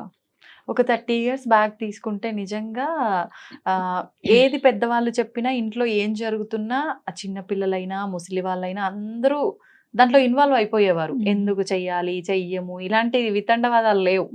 మంచిగా ఉన్నారు, మంచిగా చేసుకున్నారు. ఇప్పటికీ అప్పుడు ఉన్న వాళ్ళు 80s 100 120 years ఉన్న వాళ్ళు కూడా చక్కగా గట్టిగా ఉన్నారు వాళ్ళు. అంతే. అంటే మనం బ్యాలెన్స్ చేసుకోగలగడమే ఈ ఉపవాసం ఒక రకం. ఇప్పుడు నేను అదే చెప్తాను మా అత్తగారిని, మా అమ్మ వాళ్ళని, మా నాన్నగారిని. మా నాన్నగారు ఇప్పటికీ సైకిల్ తొక్కుతారు. ఎంత ఉన్నారండి వయసు? 75 76 years. సూపర్. అదే ఆయన సీక్రెట్, హెల్త్ సీక్రెట్ అంటాను నేను. ఈ రోజుల్లో పిల్లల్ని తొక్కమనండి, ఒక 4 అడుగులు వేసి వాళ్ళు అని కూర్చో, రాత్రి కాలు నొప్పులు. సో ఎప్పుడైనా సరే మనం తినేదానికి మనం ఎంతైతే ఖర్చు పెట్టగలుగుతామో ఖచ్చితంగా మన ఆరోగ్యం మన చేతుల్లో ఉంటుంది. మనం తినేదానికి మనం ఎప్పుడైతే బయట ఖర్చు పెట్టమో అవును. మన మన ఆరోగ్యం డబ్బుల్లాగా కాదు అది. అవును. డబ్బులు కూడా అంతేనండోయ్. ఆ, మనకి అవసరం కంటే మించి ఉన్నాయనుకోండి అది కూడా ఆ. మళ్ళీ స్ట్రెస్సే. దాన్ని ఎట్లా కాపాడుకోలేక అంటారా? కాపాడుకోవాలి అని చెప్పేసి ఉమ్, దాని వెనకాల నిద్రలు ఉండవు. నిద్ర లేకపోతే ఆరోగ్యం పాడవుతుంది. అవును. సో ఏదైనా అతి సర్వత్రా వజ్జతే. అంతే. ఉమ్. అదే చెప్తాను కానీ నేను. అలా పొదుపుగా ఉండగలిగే వాళ్ళు ఎవరున్నారండి? మాటల్లో పొదుపు లేదు, చేతల్లో పొదుపు లేదు, సంపాదనలో పొదుపు లేదు. ఏది పొదుపు లేకుండా అయిపోయింది. ఈ పొదుపుకు ఏదైనా టిప్ చెప్పండి మరి. పొదుపు అని అంటే ఎంత సింప్లిసిటీగా లైఫ్ లీడ్ చేయగలిగితే అంత హ్యాపీగా ఉండొచ్చండి. అదే టిప్. ఉమ్, నాకు పక్కోడికి ఆ కారు ఉందంటే నాకు ఆడికంటే పెద్ద కారు ఉండాలి. ఉండాలి. పక్కోడికి ఒక స్టైర్ ఉందంటే నాకు ఇంకా 4 స్టైర్లు కావాలి అని ఆ. అనుకున్నామనంటే ఉండలేము అది. ఉమ్, అఫ్ కోర్స్ అలా చేస్తూ కూడా నువ్వు స్పిరిచువల్గా లేదంటే 10 మందికి ఉపయోగపడేలా ఉంటున్నావు అని అంటే అది నీ పూర్వజన్మ సుకృతం ఉమ్. అనుకోవాలి. ఉన్నారు అలాంటి వాళ్ళు కూడా. ఉన్నారు. అంటే వాళ్ళకు ఉన్నటువంటి సంపదని, ఉమ్. సిరిని ఎక్కడ ఖర్చు పెట్టాలో, ఎక్కడ అవును. ఖర్చు పెట్టొద్దో, దేనికి ధర్మాలకు దేనికి వాడాలో, దేనికి వాడొద్దో, ఎవడికి ఇస్తే దాన్ని వాళ్ళు సద్వినియోగంగా వాళ్ళు ఇది చేయగలుగుతారో తెలుసుకొని చేసే వాళ్ళు కూడా ఉంటారు. అవును. అలాంటి వాళ్ళు పుణ్యాత్ములు. ఉమ్. ఎప్పుడో పూజలు చేసుకొని ఉంటారు. అలా ఈ అంతే. జన్మలో చేసుకోగలుగుతున్నారు. అందరిలా అందరూ ఉండలేరు. అందరిలా ఉండాలి అని మనం కూడా అనుకోకూడదు. అనుకోకూడదు. అవును. దట్ ఈస్ ద టిప్ అంతే. మీరు మనం మాట్లాడిన ఈ కన్వర్జేషన్ లో 1-2 సామెతలు కూడా చెప్పారు. అంటే పెద్దవాళ్ళు చెప్తుంటే విన్నాము. అందుకే ఒకటి అడగాలనుకుంటున్నా. పుణ్యం కొద్ది పురుషులు, దానం కొద్ది బిడ్డలు అని చెప్పి పెద్దవాళ్ళు ఇది కూడా చెప్పేవారు. దాని గురించి మీకేం తెలుసు?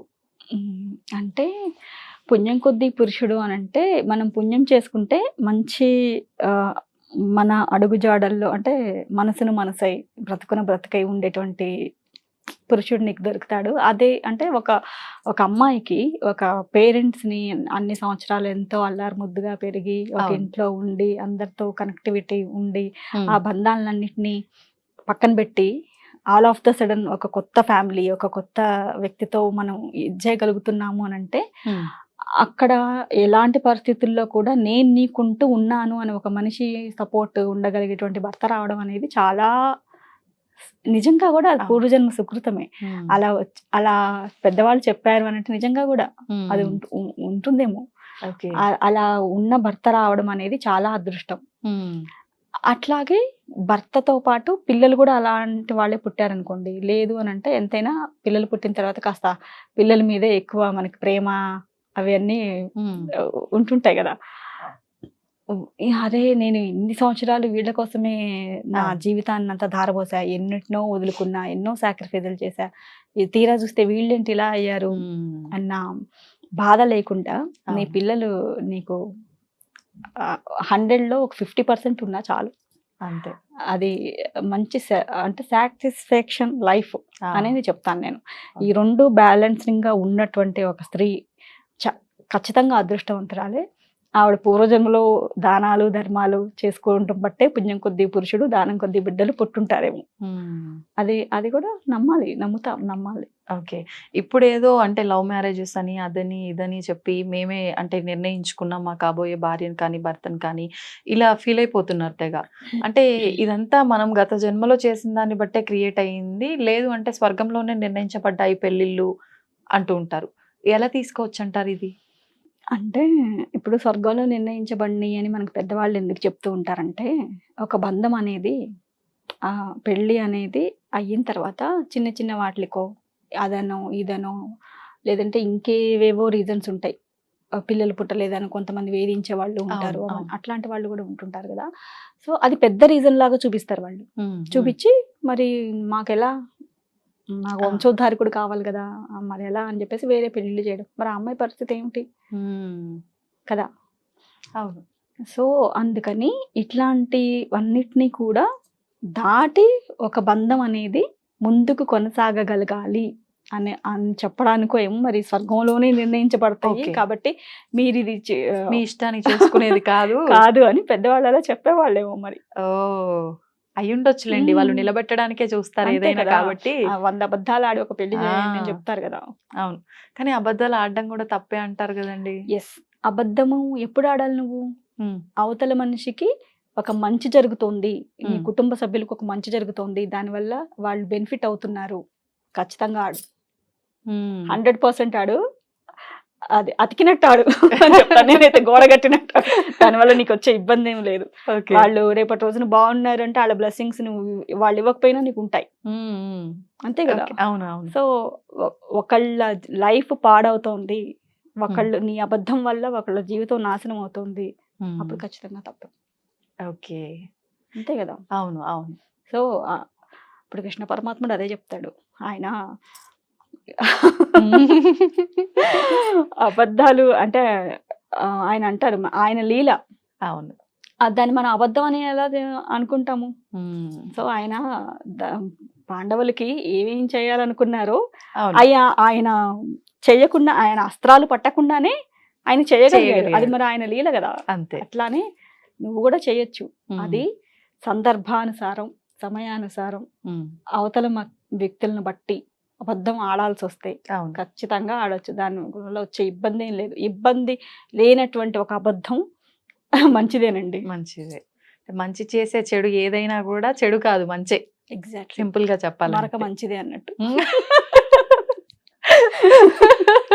మనం అంటే ఉత్త పుణ్యానికి ప్రమోట్ చేసేస్తున్నామండి వాళ్ళని. ఆ, నిజంగానే మనకు మంచిదేలేండి. ఓకే. అయితే ఇప్పుడు భగవంతుడి విషయం మళ్ళీ ఒకసారి తీసుకుందాము. రాముడు కృష్ణుని తీసుకుందాం. అంటే ఏదో చిన్న కష్టం మనకు వచ్చింది అనగానే ఓ అమ్మ లోకం మీద ఎవరికి లేని కష్టం నాకే వచ్చింది అని చెప్పి బాగా ఏడ్చేస్తుంటారు, బాధపడిపోతుంటారు, పీకల్లోతు మునిగిపోతూ ఉంటారు. అంటే పక్కన ఇంకేం జరుగుతుంది, ఇంకా దానికి మించిన మంచి ఏదన్నా ఉంది అన్న కూడా దాన్ని కూడా తీసుకోలేరు, ఈ కష్టంలోనే ఆగిపోతారు. కానీ సాక్షాత్తు భగవంతుడికే మనము త్రేతాయుగంలో కానీ ద్వాపర యుగంలో కానీ వాళ్ళు ఎన్ని కష్టాలు ఎదుర్కొన్నారు, అంటే స్వతహాగా కానీ భార్యాభర్తలుగా ఉండి కానీ కుటుంబ విధానంలో కానీ ఇవన్నీ మనం విన్నాము. మరి విన్నప్పుడు వాళ్ళకే అంటే అన్ని కష్టాలు ఉన్నప్పుడు మీకు కష్టాలు ఉండవు అని ఎలా అనుకుంటున్నారు అని మనం తీసుకోవడమా ఉద్దేశము? నిజంగా వాళ్ళ కష్టాలు పడ్డారా? మనకు ఒక ఉదాహరణగా చెప్పడానికేనా? అసలు ఇదంతా ఎలా అర్థం చేసుకోవచ్చు అంటారు సామాన్యుడు? ఎగ్జాక్ట్లీ. ఇప్పుడు రాములు వారు ఉన్నారు అని అంటే ఆయన చేసి చూపించి చెప్పాలి అనుకున్నారు. నేను పాటించి నేను నా ప్రజలకు చెప్పాలి అనుకున్నారు. అందుకే ఆయన్ని మించినటువంటి ధర్మం లేదు అంటారు. రాముల వారు మించిన ధర్మబద్ధుడు లేడు, ఆయనే ప్రధాన పురుషుడు అని చెప్పేసి. అది వర్కౌట్ అవ్వలేదు. మరి వర్కౌట్ అవ్వలేదు కాబట్టే కదా సీతమ్మ వారిని మళ్ళీ ఆయన అడవుల పాలు చేయాల్సి వచ్చింది, ఆ ధర్మం కోసమేగా. అవును. మరి ఆయన్ని బ్లేమ్ చేసే వాళ్ళు కూడా ఉంటారు కదా. ఉన్నారు. సో అంత పాటించి ఆచరించిన తర్వాత కూడా మనిషి మారలేదు. అందుకని మళ్ళీ అప్పుడు ద్వాపర యుగంలో లీల త్రూ చేయాలని చూసారు ఆయన. ఓకే. అంతే కదా. మానవుడిగా ఉండి ఇంత చేసినప్పుడు ఈ రకంగా ఇంకా చెయ్యొచ్చు అని గీతా సారాంశం ప్రకారం ఆయన ఇలా ఇలా చెయ్యి, ఇలా ఇలా ఉండు, ఇలా ఇలా చేస్తే ఇలా ఇలా అవుతుంది అని చెప్పి చూపించారు, ఆచరించు అని చెప్పేసి. అసలు భగవంతుడు కూడా కష్టాలు ఉంటాయి, మరి మాకుండవా అని అనుకుంటే అది నీకు ఈజీ అవుతుంది నీ లైఫ్. అలా అనుకో, అదే కదా వచ్చిన ప్రాబ్లం. మాకు ఎలా ఫేవరో అది మాత్రమే అనుకుంటాం. సో మనకి ఫేవరబుల్ గా మనకు అనుగుణంగా మనం అనేసుకొని మనకు అనుగుణంగా మన లైఫ్ ఉండాలి, పక్కవాడు మన మాటే వినాలి, ఎందుకు వినడు అని మన ధోరణులన్నీ వాళ్ళ మీద రుద్ది ఇవన్నీ చేస్తున్నాం కాబట్టి అసలు ప్రాబ్లమ్స్ క్రియేట్ అవుతున్నాయి. నీ మానాన నువ్వు బతికితే ఏ ప్రాబ్లమ్స్ ఉండవు. అసలు పక్కవాడు గురించి ఎప్పుడైతే నువ్వు ఆలోచిస్తావో అప్పుడే నీ లైఫ్ స్ట్రగుల్స్ మొదలవుతాయి. ఎప్పుడు పక్క వాళ్ళ గురించి అసలు ఆలోచనే వద్దండి. అంటే వాడు మనకి చెడు చేస్తున్నప్పటికీ మనం వాడి మంచి కోరుకోవాలి, అసలు దాని గురించి ఆలోచించొద్దు అంటున్నారా? అట్లా అని కూడా నేను అనను. చెడు చేస్తున్న వాళ్ళని నువ్వు అవాయిడ్ చేయడానికి ట్రై చేయి. వాళ్ళ పక్కనే ఉండి నాకు చెడు చేస్తున్నావు, నువ్వు నాకు చెడు చేస్తున్నావు, నువ్వు ఎందుకు అనడం అది కరెక్ట్ కాదు. అప్పుడు దానివల్ల ఏమీ రాదు. వాడు చెడు చేసేవాడు వాడి బుద్ధి వాడు చూపిస్తానే ఉంటాడు, జరుగుతూనే ఉంటుంది. బట్ అట్లా కాకుండా చెడు చేస్తున్న వాడికి దూరంగా ఉండి మనం ఏం చేయాలి, వాడిని ఎట్లా అవాయిడ్ చేయాలనుకునేది మనం తెలుసుకోగలిగాం అనుకోండి, హ్యాపీగా. మొత్తానికి చాలా విషయాలు మాట్లాడుకున్నాము. మరిన్ని విషయాలు మరొక ఇంటర్వ్యూలో మాట్లాడుకుందాం. చాలా సంతోషం అండి. అంటే మీ ఛానల్ ద్వారానే కాకుండా ఐ డ్రీమ్ ద్వారా కూడా మన వాళ్ళందరికీ ఒక మంచి మెసేజ్ ఏదన్నా ఇవ్వాలి అంటే ముగించే ముందు ఏదైనా?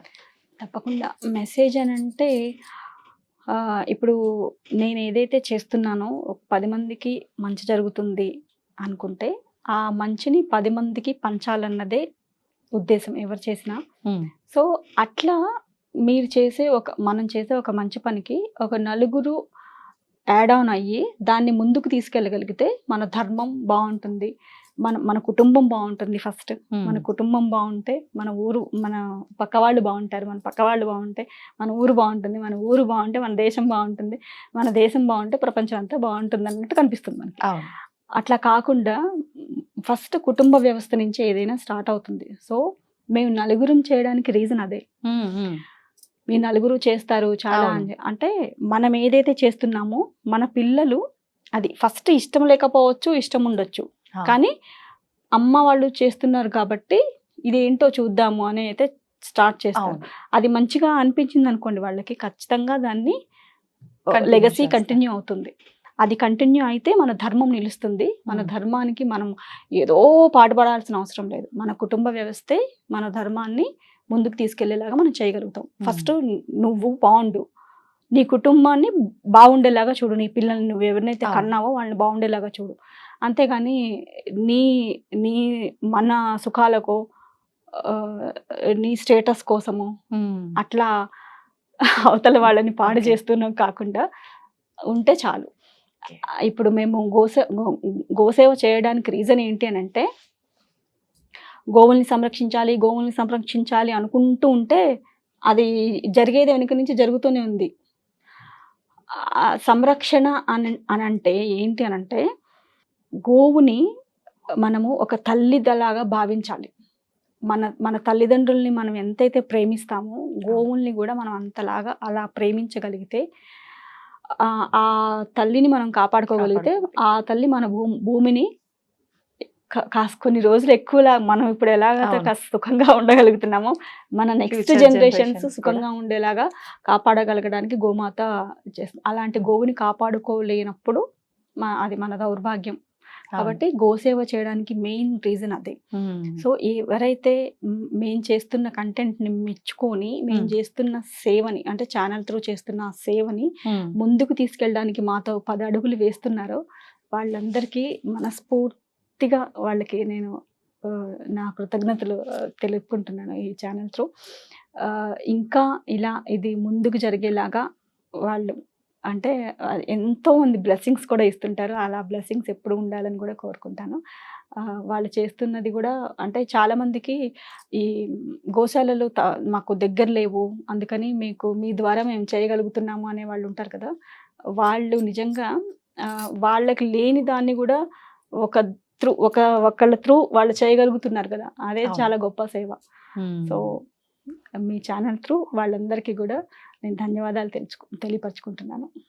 చాలా సంతోషం గౌతమి గారు. అంటే వాళ్ళందరి బ్లెస్సింగ్స్ మీ పైన అంతలా ఉన్నాయి అని అంటే అందరికీ ఉపయోగపడే, మా ఒక్కరికే కాదు నలుగురు బాగుండాలి అని చెప్పి మీరు ఇస్తున్న అంటే సోషల్ మీడియాని నలుగురు 4 రకాలుగా ఉపయోగించుకుంటున్నారు. ఒకరు స్వార్థంగా ఏదో రకంగా మేము పిచ్చి పిచ్చి కంటెంట్ ఏది పెట్టినా ఏం లేదు, మేము వైరల్ అయిపోవాలి, ఇలా అంటే ప్రమాదము ఉంది, మంచి ఉంది.